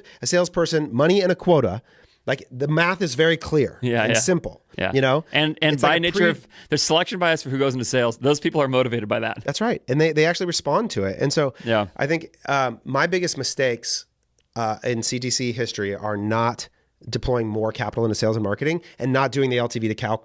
But that's not true. The thing is, that's not true at the moment that you were talking about earlier when you got to 180 employees. No, but that was this like remote infrastructure problem that I didn't understand what was happening to me. Yeah, but you can't wave that off like that. No, no, you can't, because what happened is your promises outstripped your ability to deliver on them, and so if you could say all you want to me right now, for example, right, which is what you're kind of doing, go deploy more money into sales and marketing and just deliver the service. Except that you just told me that you were basically figuring out if you needed to claim that you were going to file Chapter 11, right, and you so told somebody to fire you. Don't take out a bank loan while doing the process. Yeah. Don't also try and initiate a massive internal cultural effort towards DEI and dream days and all of the other things that were happening simultaneously as well. And then you probably won't end up on the phone with the bank. Yeah. That doesn't change the fact that the mechanism for mistake, right? Isn't everybody going to make those kinds of mistakes? I mean, I just think, that's what a conversation like this is. You're trying to listen to it and think, how do I not make the mistake that Taylor made, and how do I do the things right that Taylor did? That's the point of a conversation like this. What do you want? Well, I'm not worried about me. I'm just trying to play it through the audience's lens here. Like, how do you think about that? I think moment? that what most people. I mean, I do think your principle is right that more agencies ought to think about how deployment of capital generates return. And they're not thinking aggressively about that at all. They're just kind of like, I don't know, somebody else wants our business, so I'm going to hire another strategist or whatever. I don't think so. We've talked about this a lot. I don't think anybody has the end in mind. And that's The end in mind? Yeah. What do you mean? Death? What? No. Like this. They should. That's what I think. How much are you trying to sell AJF growth for? I don't know. So you have so you're building towards an unknown end. I have a working problem. theory, but I agree that this is part of the problem. This is actually part of the reason why probably, very likely, Patrick and I will adopt EOS for AJF growth, because it forces you to answer that question. Exactly. Because this is the whole point. You can't build a strategy to nowhere. Yes, that's right. So that's what most people are on. They're on a path to nowhere. Yeah. And so the decision making framework totally right. for the next decision is just totally ambiguous. Yeah. Or unknown. Like one of the things I'll say at least about Dreamland is at least we sat down and we wrote on a clear number, a 250, number. right? It was the thing we didn't have any idea is how to get there. No. But like at least we tried to create that. We said we wanted to create a system that was valued at $250 million. That's right. And so we had this way in which 4x400 was going to accomplish that. Yeah, $200 million. We failed at it. Yeah, we failed at it. That was worth $200 million of the dollars. Totally. And so I got to do it again. Like for me with CTC, there was like I wanted to get to a number and I worked towards getting to the number. Like that was the framework for every decision. And so I just think that like if you get clear on what you want, it's easier to get. Yeah. But I think most people are sort of discovering what they want. Yeah. I think that's... Or then they like are clear on it. Why do you think people don't get clear on what they want? Because it's really hard and we're fickle. Like I think it changes constantly. Well, this is something I say to people. And you don't actually know what it's like to get there. I also say this to people on calls all the time, which is whenever I ask that question, I'm not actually asking a question about where you end up. I'm asking a question about what you think today. I also think that like there's a whole bunch of people who think it's bad to say that they want money. Yeah. And so like the idea that what you would say is I want this much money is like not a thing you're supposed to say. Yeah. Yeah. So I think that it's funny. I don't think it's bad to say that you want this much money in a situation like that. In fact, I like money as a scoreboard for that specific reason. I think people will be unsatisfied if money is the end goal, but that's a broader life question. Like, but I actually think in a business setting or something like that, that's what you should do. Yeah. So I think when you substitute an alternative scoreboard, it's like you've signed up to play basketball and you're going to track your RBIs. It's like, you just played a game where like the measurement is not, you got to play with the right measurement. Yeah. I think the problem with that analogy still is the notion that it's inherently your score is competitive to somebody else's. I just don't think it has to exist that way. I know what you mean by that. But like, I just look at your business, like you're about to make this big partnership decision with this person. Yes. And the question is like, why do you need him? Yeah. To get to what? Because I know the answer to that question very clearly. The answer is that I do want to grow the business now. And I have some ideas of what those numbers are. I have a couple ideas. I'm not quite ready to say publicly, but I have a couple ideas. Can we bleep it out? Yeah, sure. Okay. Chris, you ready? We're going to bleep this, okay? Somebody ready? Dan? Note to author. Okay, you ready? Editor. Yeah, I think that right now, the number I'm looking at is between... Oh, but how much? So what do you want? I think that would trade. I don't know. I think that would trade something like 4 to 5x probably. Right. So let's say it's bleep it out. Okay. Yeah. Right now, let's assume there's nobody else. You own 100%. The deal's going to be somewhere between. I'm going to walk away with.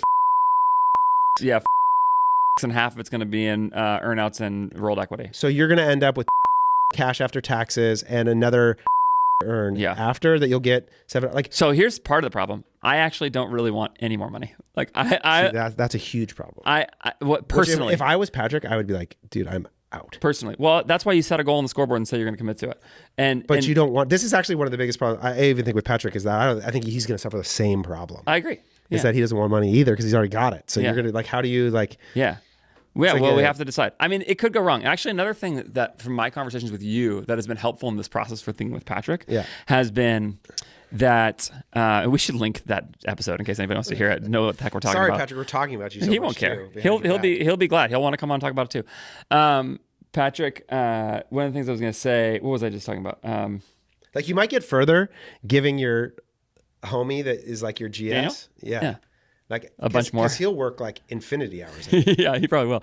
He'll do all the things you won't. Yeah.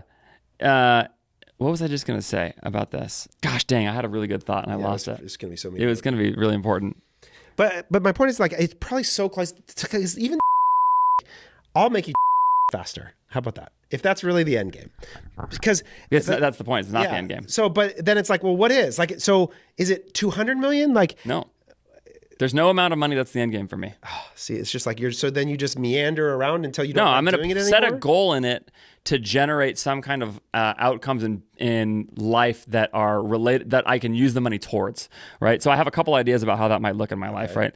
But it's not, for me, the goal is not, like, in fact, if anything, I see a lot of cost with getting much richer than I am now.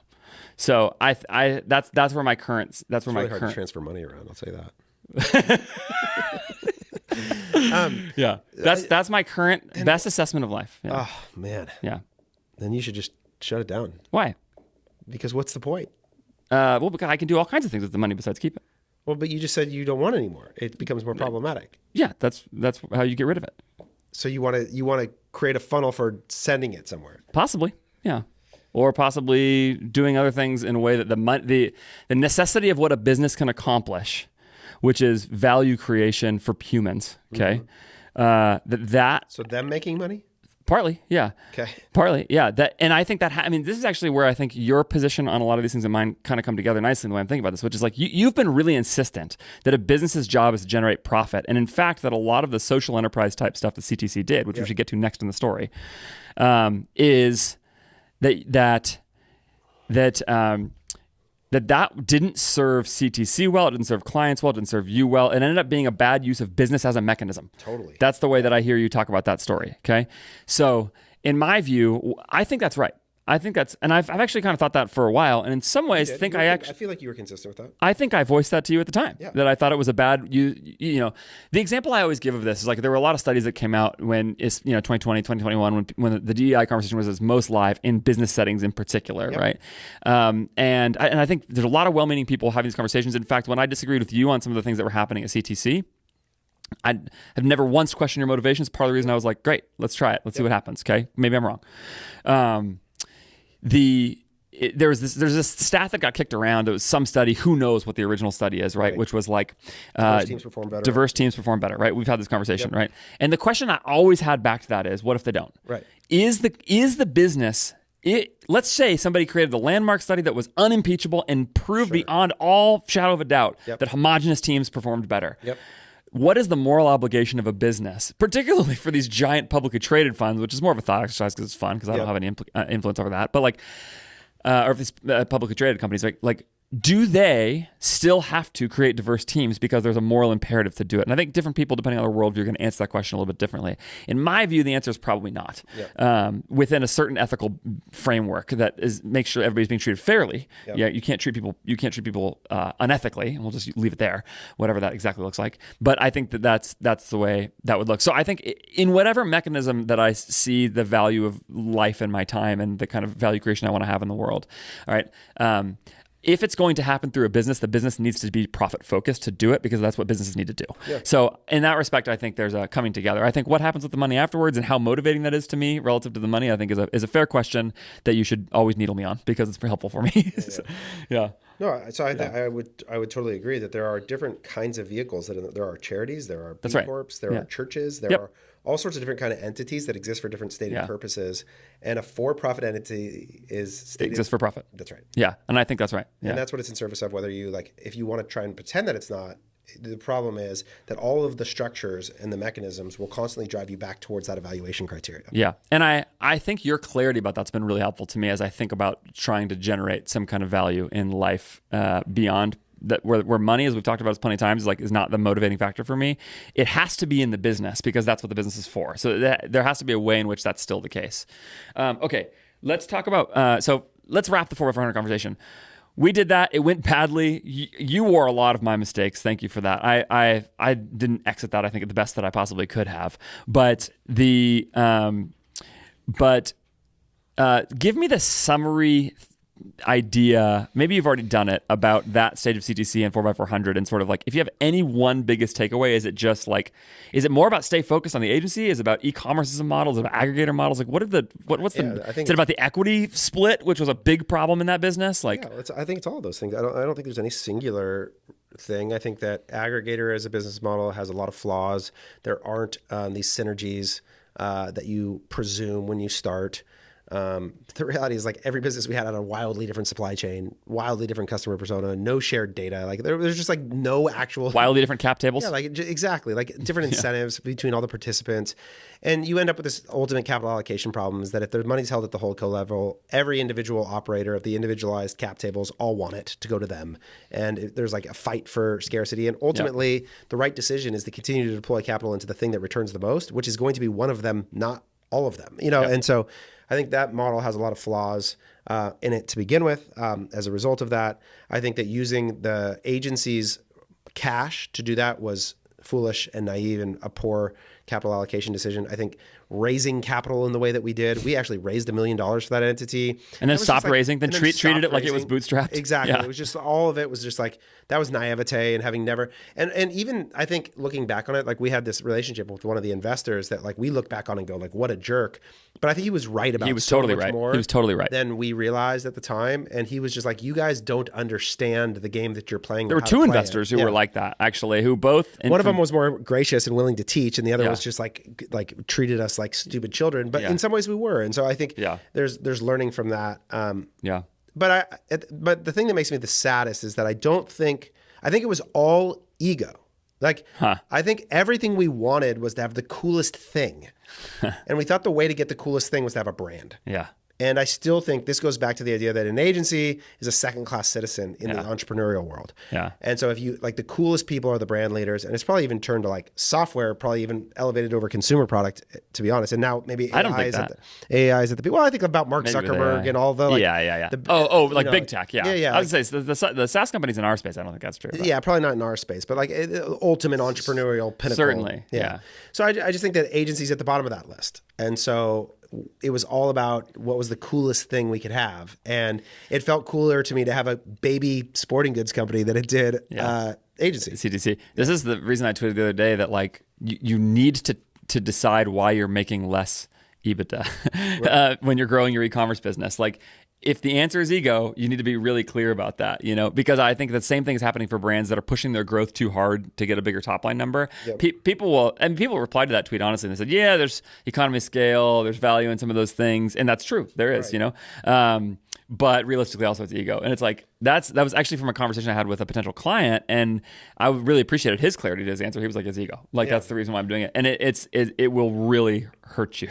I also think like when you have no money, you don't really understand the distinction between having like $100,000, $1 million, $10 million, and $100 million. Yeah. And so you like don't really know where to aim. Like, that's right. You're not actually clear on the life that you're trying to build or what it actually would cost. And you don't actually ever stop and go like, what are all the things that I want? And what is the total amount that would cost? Like, you're just aiming for big and cool and status. And like, that felt a lot of my youth was like, that was what I wanted, like was a cool thing that everyone went like, that's cool. C.S. Lewis has a essay called The Inner Ring that everybody ought to read. C.S. Lewis is a Christian author. You don't have to be a Christian to get a lot of value out of the point, but he basically says like huge amounts of the behavior of people in the world is motivated by inner ringism, which is essentially that there's always a group of people more inside in the next group, and people will say, the classic example is like you call your wife if you're at work, or you call your husband and you're like, I'm sorry, babe, I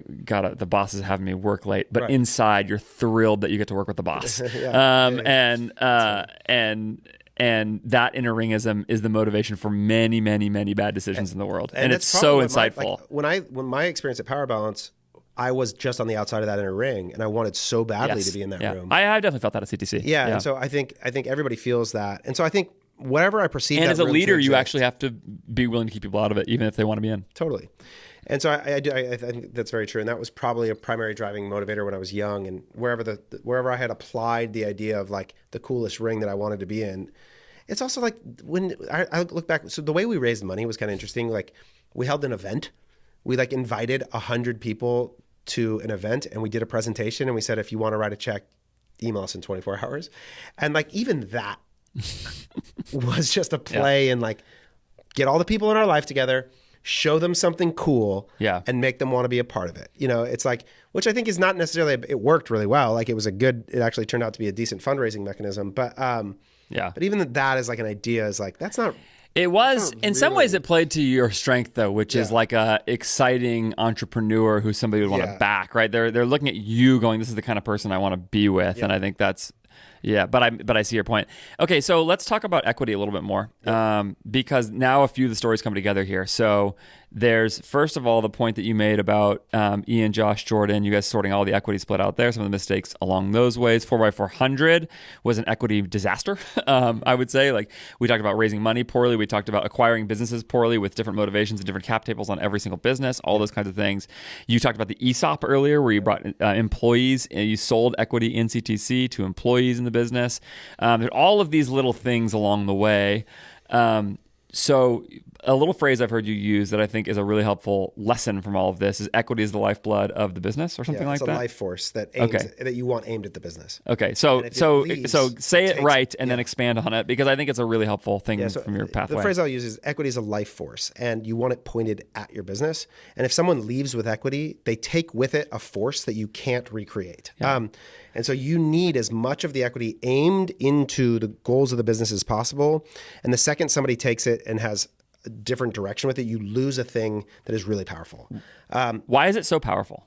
Because when shit is bad, employees have no incentive to work outside of their compensated obligation. Partners do. And so when things get really bad and it's Saturday and you need to call somebody, like, you call the people with the equity and they step into those moments. And they also have a constant perpetual incentive to do a thing outside the bounds of their present responsibilities. And that just happens. And they step through that door constantly in moments of hardship or in moments of positivity. They're making referrals, connecting. You still behave this way even when you were outside of CTC, constantly helping us. Yeah. And it's because you had an incentive to do so. So even though you weren't working in the business, you still aimed your energy into it. Yeah. And I watched that happen most powerfully with people that are in it with you every day. So I think that's like, I let too much of the life force leave sometimes and didn't get it back. And so I think that's a big lesson. And like, what I'll tell you is, if you want to sell your business, like, you want simplicity in this process. I created the most complex structure for selling a company, and it caused endless disputes because I ended up with all these counterparties with different incentive structures in the transaction. Yeah. It's just like simple, clear, and if someone owns the equity should be owned by the people working in the company as much as possible. If it leaves, you should get it back as fast and at the best price possible that you can. I think that's like a really important rule to hold to. Yeah. The other thing I'll say is, like, the ESOP's a beautiful mechanism. Employees got equity at zero cost. They had to write zero checks. It was zero tax obligation, and they valued it accordingly. Is that part of the importance of equity is it has both risk and reward, and they're both important motivators. And if you rob people of the risk, you actually rob them of one of the really powerful motivators of it. And so we had another moment where a bunch of people wrote checks. That was way more impactful than the ESOP. So let's say I want to bring people into AJF Growth's, my team members, into ownership in the business. What mechanism would you recommend me doing that? Have them write a big old check. So the highest value you can. So you think, so instead of giving them that as part of their compensation, you would have, you think they should write a check into it? What if I want to set a 5% employee total shared equity pool? I think you should assume that the value, you're going to do that to help educate them on the potential and distinction between capital and labor, and because you care about them, but not because it's going to change their behavior. Okay, so this is something I've watched happen over and over again in these businesses, is that people do not respond to. I mean, this is like a classic economics principle, which is that the further out the incentive, the less people respond to it. And equity is extremely far out. Equity in a there's business, no loss aversion. It's not worth anything. Yeah, and it's completely illiquid. So so there's just nothing. Yeah.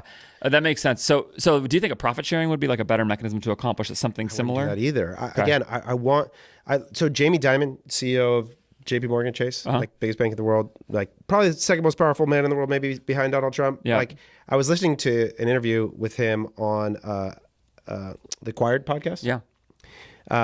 And they talk about when he got fired from Citibank, and then when he took over in what became JP Morgan Chase, at the time when he was worth a few $100 million at the time, and when he took over, the first thing he did as the new CEO is he took half his net worth and bought the stock.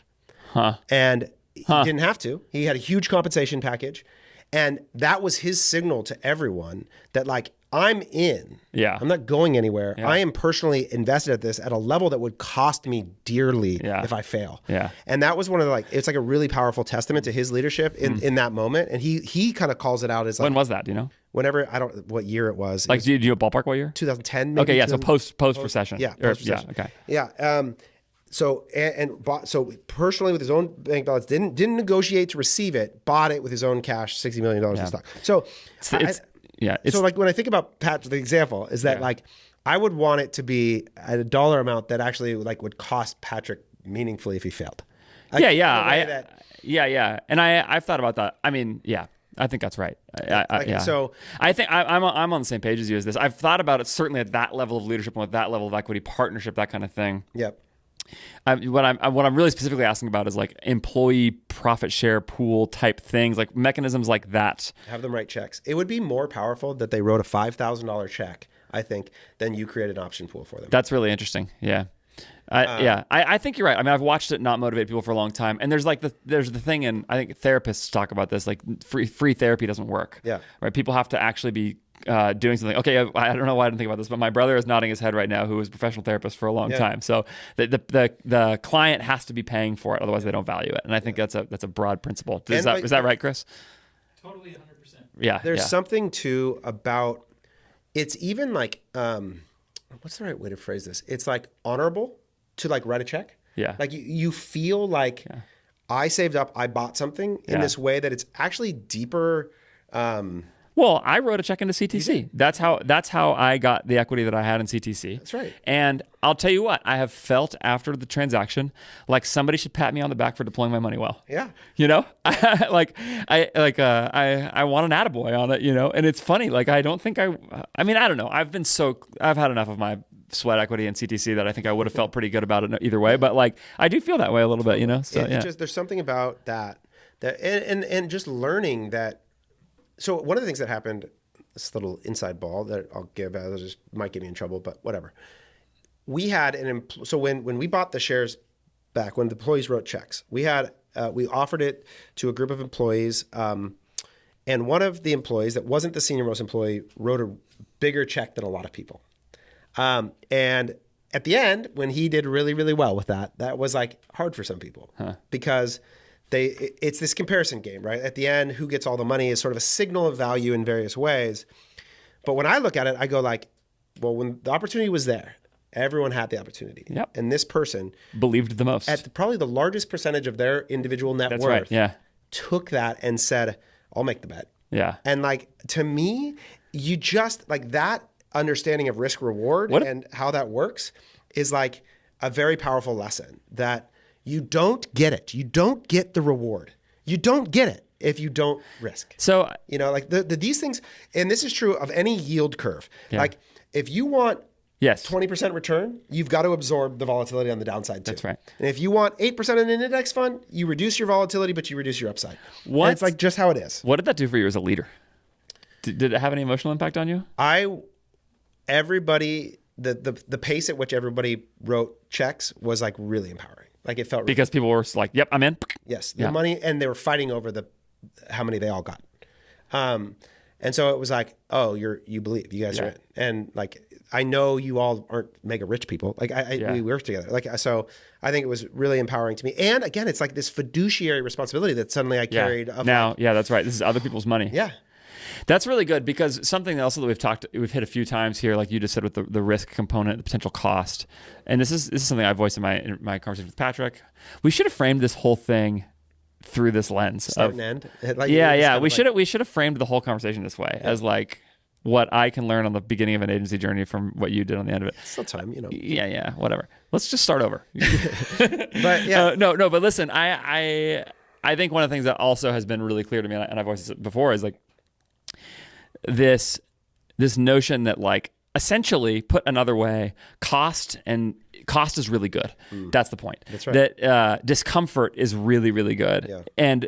And there's probably a limit to how much of it you can bear and should bear. And so you ought to be really careful about the kind of discomfort you bear. Like an example of this I've given, I think I might have even given on the podcast, I don't know, is marriage. Yep. That like essentially there's a massive cost to marriage, right? Which is on the day-to-day and all those kinds of things, but also like you are now pledged to one person. And that means that the cost is all of the other people, Yep. you know, and you have to decide if the benefit is worth the cost. For me, easy decision, greatest decision I ever made. No, like I'm not just saying that, I really believe that my wife is the greatest, right?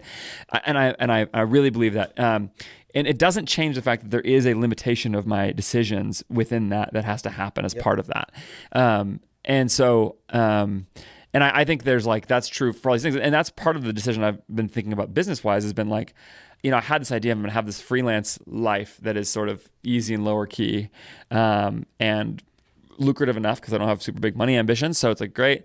But it's like, wait a minute, I probably actually need to elect into more cost for the sake of actually generating the best of myself in a way that is important for me. Not to say you should never rest. I actually think most people need to rest a little bit more. Not to say you should never have any comfort or luxury or leisure. Like I think those are all important parts of life too. But just that like that I think the cost really matters. It's of course the reason why working out is good and all that kind of stuff. You know. Yeah, there's definitely a relationship between the potential return and the investment, right? So like the marriage metaphor is like it's an ultimate investment and an ultimate reward. That's right. And you can't have one without the other. And so I think that lesson exists in a business equity context is that you can't just give the reward. Yeah. It just doesn't yield the same input. Like, so I think super good. Yeah, there's something there that is an important lesson. Like I think about it as like my reward in CTC cost me 12 years of my life. That's right. Like that's a massive cost. It's a huge portion of your Right. life. Yeah. The most healthiest, youngest years of my life. Yeah. I had to give to the thing to yield the outcome. That's right. It's hard to skip that. Yeah. Okay. There's a lot more. We don't have that much time left, I don't think. So I want to be a little careful about this. Let's talk about, let's roll all the social enterprise stuff into one. I think this is a really important conversation point in this journey. Two kind of key things that happened is you retell the story however you want, but Tell Me Your Dreams, which was around helping employees quit CTC. Okay. No, but this idea that like employees have these dreams for their lives, you're going to help them get there, and that was your promise to them as part of the employment agreement. They help you accomplish your dream, you help them accomplish theirs. Okay, something like that. Yep. Number two was a commitment to put very simply DEI initiatives. Okay, post COVID, George Floyd, some of those things. And you were not corporate washing about this. You were a true believer, and I mean that in the best possible way. What I mean is you did it with all. I don't mean you were duped. I mean you did it with all integrity and sincerity. In my view, trying to do something good and important in the world. Okay, so you had people that were coaching you on this. You were trying to learn and listen from people who were different than you.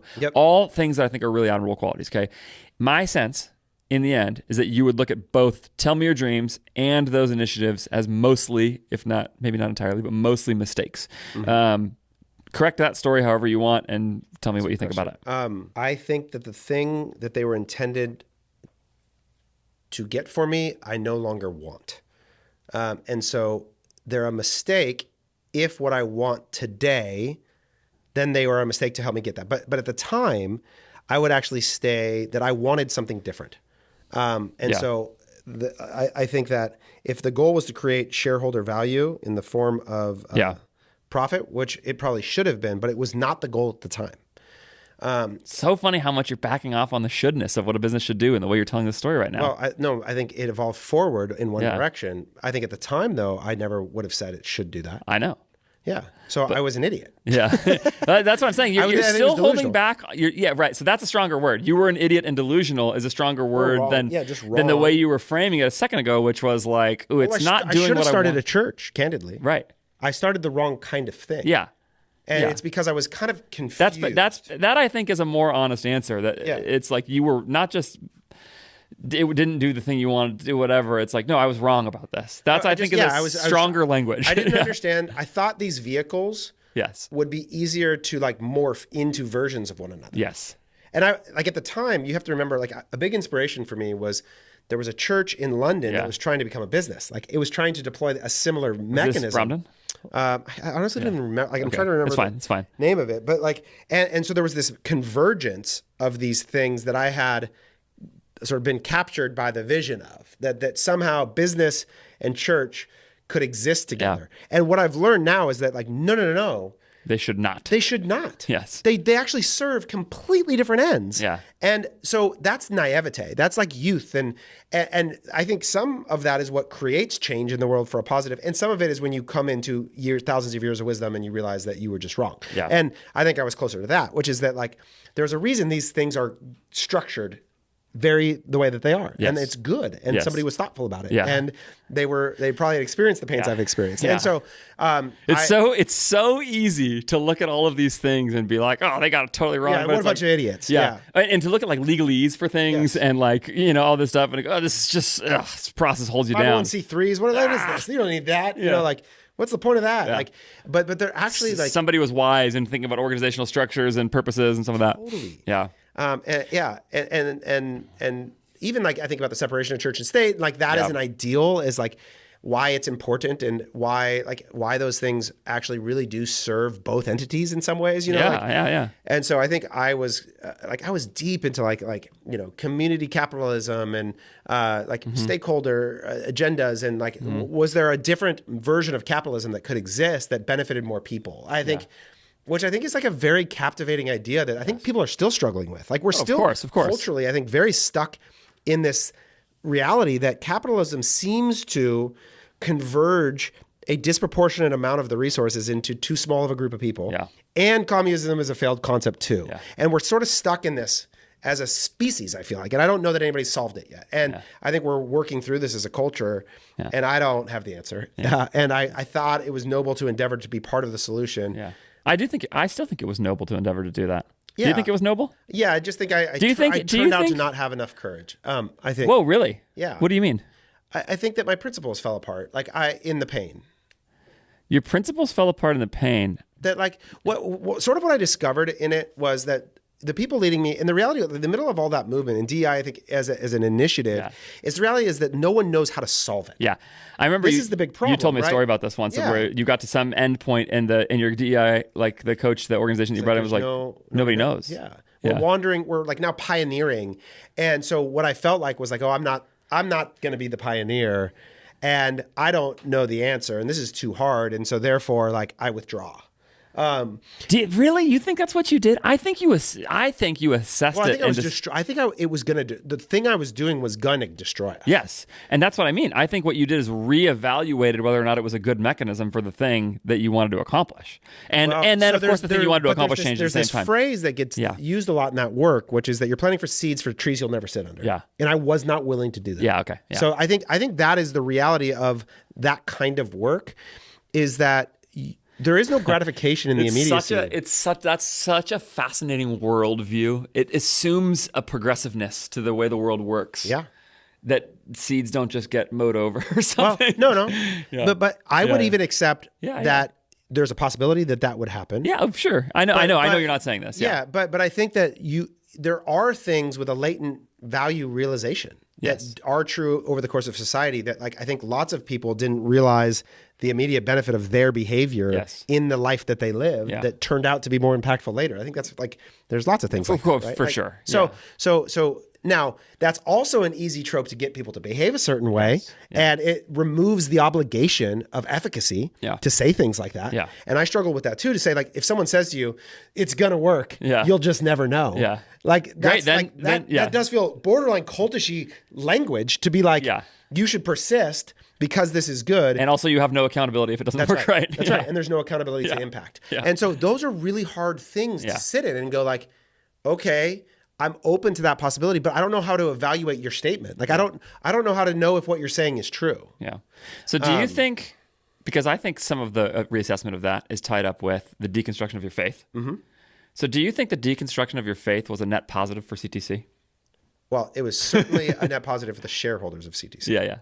Yeah. Yourself included. Yeah. Well, and like you could, I don't know that this is causation correlation question, but I think the removal of my faith just made the process simpler. Yeah. I was just serving less things. Yeah. You can't serve God and money, right? So I So you chose money. I mean, you know what? Just made it simpler. I think that's an interesting. It's interesting because everybody assumes with that phrase that you should go serve God then, and you decided, well, wait a minute. Yeah, and we'll Maybe find not. out in the end, I guess. Yeah, I think we will. But yeah, so I think but that really is like when you try and do those two. That's why I said like I should have started a church. What I was really trying to do is be rich and serve God and like do both of those things at the same time and feel like I could be a cool entrepreneur and a person evangelizing people and trying to bring. Is the there kingdom of any God about version and blah, of blah, Taylor Holiday that gets talked out of some of these pursuits before they happen? My experience with you is that you have to go into them for a little while. Oh, yeah. Do you know what I'm saying? Is that like I could try to? I mean, you brought the DEI conversation to a group of people who were involved in the conversation. Yep. And my take on this now is like you just have to go experience the thought process. I think you put on ideas as much as you test them out. Like you wear them for a while. Yeah, I think that's right. Do you think there's any version, or should there even be a version of you that like pursues this kind of thing? I think what that's tied to is like a deep mistrust in people. Huh. And so therefore the idea that I would like orient my life around the idea without having experienced it is like not a thing I'm not into anymore. Yeah. Yeah. So I think, but I think you do this with every idea. You with the big ideas that you go down, you put them on and you run with them for a while and then you evaluate them and then try to make a better decision next time. As opposed to, I get caught in the sort of like endless evaluation. I take forever to do the thing, but I think a lot of us, like, I think you're like, how many times did I tell you like, Andrew, you're just going to start an agency. But start an agency. Exactly. Like, how many times? It took a long time for me to get there. You make that decision much faster. Oh, so you're saying that, but I feel like though it was. We've been having this conversation for a year. But you had to. In my thing is that you had to put on freelancing to find out that like the end tail of that is you go, this is like inefficient. Like, And so I'm not serving me or the client. Right. Yeah.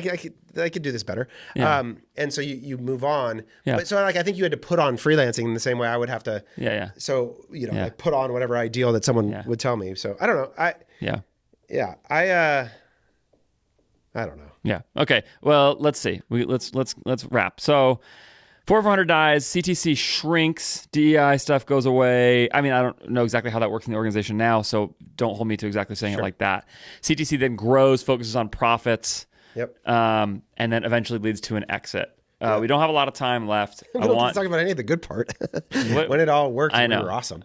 Well, I mean, I have some rapid fire versions of these questions, but talk about just hit the center of it. What is the core of what made CTC, in my view, the best agency in D2C over the last couple of years? And I don't think it's very hard to say that. I think you guys do an incredible job for your clients, as far as I can tell, and I think that's borne out in your retention numbers.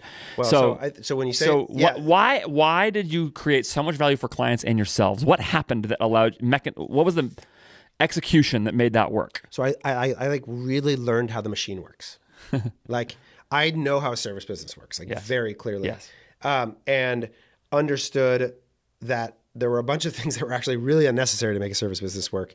And you could actually be really lean, and management is a dumb idea. This is another whole philosophical thing. Like, I don't know that I believe in the idea of management at all as a principle, which I think was a big thing that got served down my throat, was like the importance of management. Yeah. I think this is like, people are just You guys don't have management. We basically mainly, people doing the work. And like, you might have people who's like KPIs you fill out or whatever, but nobody doesn't do work. Yeah. And I wish I don't actually live out the totality of my belief here. I would eliminate the idea almost entirely. There's an extreme version of a thing I've discovered, but because of that, like again, it goes back to this idea that the labor exists to generate revenue, and when you create this like alternative purpose layer, it's like really degrading to the thing, and it doesn't actually improve the quality of the performance really at all. So that, and then I learned this. This is like super dumb because it's like everything we model for people, but net revenue retention. So the way that people calculate retention, like for most of my career in agency, I calculated it as like percentage of clients that left. Like they call that logo churn in the PE world. Like, so it was like, but that's all we focused on, but it's fundamentally wrong. The thing you want is net revenue retention. Yeah. So if a client paid you $100,000 last year, how much do they pay you next year? Yeah. And there's the inputs to that are logo churn, but they're also contract expansion. Oh. So like if your contract this year is $10,000, could I make it $12,000 or $15,000 next year? So the question is not just who leaves, but what happens to the people who stay. And that's about service expansion. And when you do that, what you realize is that like there's actually a real ceiling to how much improvement you can make on logo churn. Yeah. The best agencies in the world, you're not going to have really better than like 80% logo churn. Sure. In reality, it's probably going to be somewhere in the like 60 to 75% range. Year over year? And the best it could ever be is 100%. Yes. But contract expansion actually has no total upside limitation.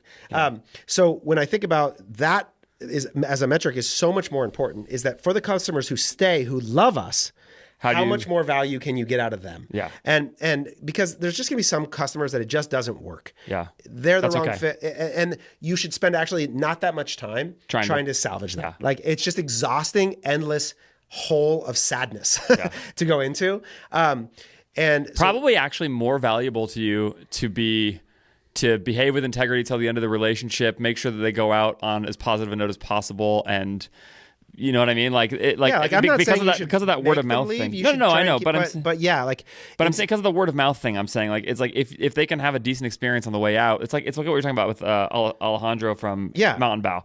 He doesn't have a great experience with CTC and its services and everything like that, but he still walks out of there thinking highly of you. Right. He knows you guys tried hard. You know what I mean? Like. And what I'll say though is that like we would spend so much energy trying to make people not leave. Yes. Like all of my directors, I think about this. It was always about like, don't let them leave. Yeah. Versus they love us. What else can we do for them? Yes. Yeah. Like they want more from us. Let's do that. And so that was a huge piece of it. The marketing thing where we just started driving demand through content creation and sponsorship was a huge thing. Yeah. So like getting to the $0 CAC, and then like looking at the operating, like the gross margin of every customer and changing our pricing to where every customer has a fixed margin rate, no matter the size.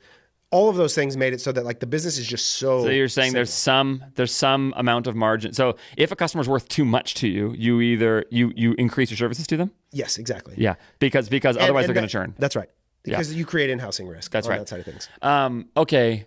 That's what you said on the agency side. And I do think you just said a lot of things about the agencies that people do not talk about in our space, about the mechanics of an actual agency business. I know also there's some things that you guys have done on the actual delivery of services side that have been a lot better. The technology piece of it, yeah. So like putting at the center process where what you want is not individuals making individual decisions. Yes. That's just not what you want. That's not what someone hired CTC.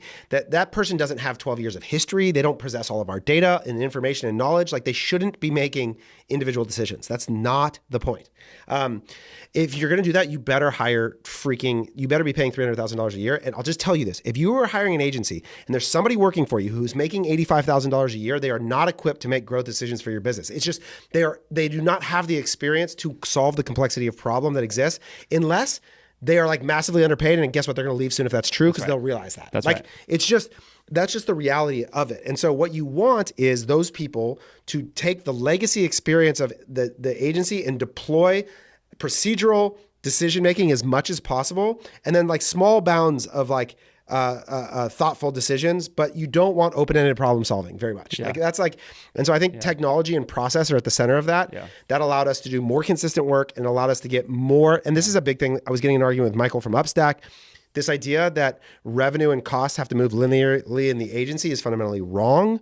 There is no business better equipped to benefit from AI and the change in technology in the present state and to create operating leverage off of human service than human service agencies. Yeah. And so you don't have to grow revenue and cost at the same time. You can create expanding margin over time. Like all of those things. I have this little theory, which is that if your revenue per head goes up because of AI, it's an incentive to hire more, not hire less. That's right. Because it means that each person creates more valuable. Yeah. And you can pay them more money. That's right. Literally at CTC over the last 3 years, our average contract value has gone down, our average employee salary has gone up, and our operating margin has increased every year. That's really fascinating. So all three of those things can be true at the same time. And that's where real value lies, is that if you think about the value to the customer, it's a calculation of the value created over the cost. And so there's two ways to improve that calculation. You can make value go up. That's really hard. Or you can make costs go down to them. That's easier. Yeah. So if I can make my services cheaper, it's easier for it to be valuable. It's easier for them to stay longer. All right, let's do rapid fire answers for a few. Okay. What's the number one thing you learned in the transaction process itself? I mean, it doesn't have to be super rapid fire, but in the process of actually selling the business, what was your business learning from that? And by selling, you know what I mean? Be clear on what you really want individually, like what your individual goal is. Don't conflate that for other things, and then understand the incentives of all parties negotiating. Yeah. Great. Good Because answer. you'll have to give on things. And so the questions is, which ones do you want to give on and which ones do you not? And they're going to attack every angle. So you better be clear. Okay. Are agencies bad at delivering growth services? Another way of asking this is... Yes, growth is a terrible word. Okay, great. Growth. Go ahead. This is another thing. You should not call your business. I mean, the name's going to change. It is? Good. Yeah, well, partly, I was actually thinking of the other part of it changing because it's not going to be as kind of both. AJF. Yeah. Yeah. Whatever. That's You fine. can do growth if you want. I don't want to. I want out of the growth business. Yeah. We're working on sort of this rebrand around what is the value proposition. And I don't think our value proposition is growth. Yeah. I think that I've said this. I think head of growth is a dumb title. I think growth is the CEO's responsibility. He or she is the only person actually with the capacity and authority to generate growth because it is a holistic effort that includes every discipline of the organization. And your external vendor cannot develop product. They don't control your gross margin. They don't have control over your marketing calendar. They don't produce photos. Like they just don't do enough to actually be responsible for that outcome. That's totally right. So I think that that is a misnomer that in the worst case scenarios makes clients look at us and go, why are you not making all my revenue go up? And I'm like, well, I think your primary problem is Product gross margin of the and- product, yeah, right, or yeah. you have no Yeah. marketing moments or whatever it might be. And I don't get to decide that. But that's a capitulation because I told them I was going to grow the business. So, Yeah, that's right. but my best clients, Skull Candy, BG doesn't look at me and go like, how are you going to make my revenue better next year? Yeah. He goes out and does a partnership with Bose and goes, distribute this. Bring me back the most efficient media possible. Yeah. And I go, great. I'll be We happy can to do that. Yeah. Really, really well. Really well. Then another way of asking that same question is agency versus in-house. You've seen this debate a lot, and part of the reason people hate agencies is because they say it's too expensive and they should in-house it. I've heard you talk about this, but give me another rapid-fire answer. You should deploy your money on the smartest, most available person you can find. For many businesses, that's not hiring in-house because you can't afford Andrew as an internal employee, but you can afford him as an agency, and he's way smarter than your internal person. And so, but what I'll say is, if you can find an Andrew or someone smarter than Andrew, and you can get them to work full-time in your business, that would be better. Yeah. But I just think it's a talent disparity problem that for whatever salary you're willing to pay your person, I think we're smarter than that person. Yeah. And so I think getting us on a fractional basis is actually more valuable than a less experienced, capable person with less systems and technology than that. But if you can get them and your network offers you that leverage, then hire in-house. Yeah. Just get the smartest person you can. Okay. Here's the perfect example. There is Supposed to be lightning round. I'm sorry. If an agency owner of a $1 million agency, I could do more for them in 1 hour than any in-house employee that almost in the world that they could hire at any price that they could afford. Yeah. In 1 hour, I could do that. Because there's the lived experience I have offered into that moment is so disproportionately valuable than any employee they could afford Patrick to hire. and I have already talked about like weekly coaching call with Taylor. It's like, so I now play that out on a larger marketing scale, and I think the same principle kind of becomes true. Yeah. Does manual bidding at scale work and for creative testing? People all say it doesn't. Do you guys still run manual bids for everybody at scale? I am no longer responsible for defining the paid media strategy of CTC. Nice. And there are all sorts of different cases where we are working with the customers to determine the best strategy to accomplish their business goals. Great. How many hours a week do you have to work to get a great business outcome? Maytab says you have to work a bajillion hours. Yeah. He's never met anybody who works less. Other people I know want to work less than that. Other people I know are Andrew Faris. That's who I'm talking about. I have no idea how many hours I've worked. I do know You have some idea. What about per week? On average, you have an idea. Ballpark it. right now, my time in the office. No. What do you mean then? Because this is the problem: is that you and I Marco Polo each other at 9:30 at night while I'm sitting in my hot tub. Am I working? No. Okay, so what I'll say is that my mind is captured by the thing constantly, Yeah. endlessly. Yeah. My time in the office is like 35 hours a week. Yeah. Great. Any business books you've read along the way that particularly helped? The Carrot Seed, Oh, interesting. Really? favorite business book, Yeah. Great. Why? because I think it just encapsulates the journey best in simplest form. It's a kid's book, right? Yep. Yeah. Great. Is AI going to kill agencies? No. You just said this a little bit, but yeah. Technological innovation drives demand for expertise, not suppresses it, because brands move slow to adoption of new technology. Baseball has turned up its viewership. All-Star Game was the highest rated game, I think, in a long time. Everybody was talking about baseball dying for a while. Why'd that happen? That's a great question. I don't know the answer. Do you know why? Shohei Ohtani? Yeah, maybe. Yeah. Famous people? Yeah, might be. I hadn't seen that data. That's cool. Yeah, it's doing great. Baseball's doing great. World Series was Dodgers-Yankees, but it was the highest rated World Series in a long time last year too. So, at what age should you start methodically coaching your kids in sports? I think maybe you should never coach your kids in sports. Interesting. I think, but again, this goes back to the in-house versus agency debate. The question is, can you find a great coach? Yeah. I think you should give your kids the best available coach you can find. Okay. And if it's you, then you should do it, but you're second best to a better someone. You're probably not the best coach you can find. I think, yeah, if you could find a better coach, you should. Okay. What about at what age though? Like, I mean, at what age should you start doing that kind of coaching? Man, this is a great question. I have a 3-year-old and a 5-year-old. Should I be putting them through serious coaching now? I think so. Okay. Yeah. If you want, well, it depends. Do you want them to be a professional athlete? Don't care. Well, then you got to decide, because I think if you want them to be elite, like the skills that youth sports kids have is incredible. Yeah. Incredible. Yeah. And it is really hard to compete if Yeah. you don't deploy massive resource and time into your child at an elite level. It's different than when I was a kid, I think. Are you actively trying to reduce your screen time in life? No.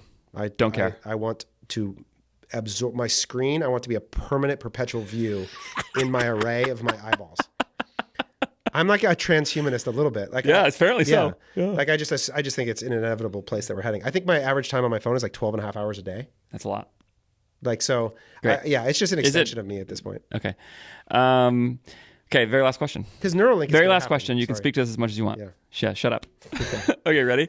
You built and sold or entered a partnership. You know what I mean? I know it's hot in here. You built and sold CTC. Yep. And that was a long journey. Yep. You have had a massive financial transaction. Yep. I don't think that's going to be shocking to anybody. How does it feel?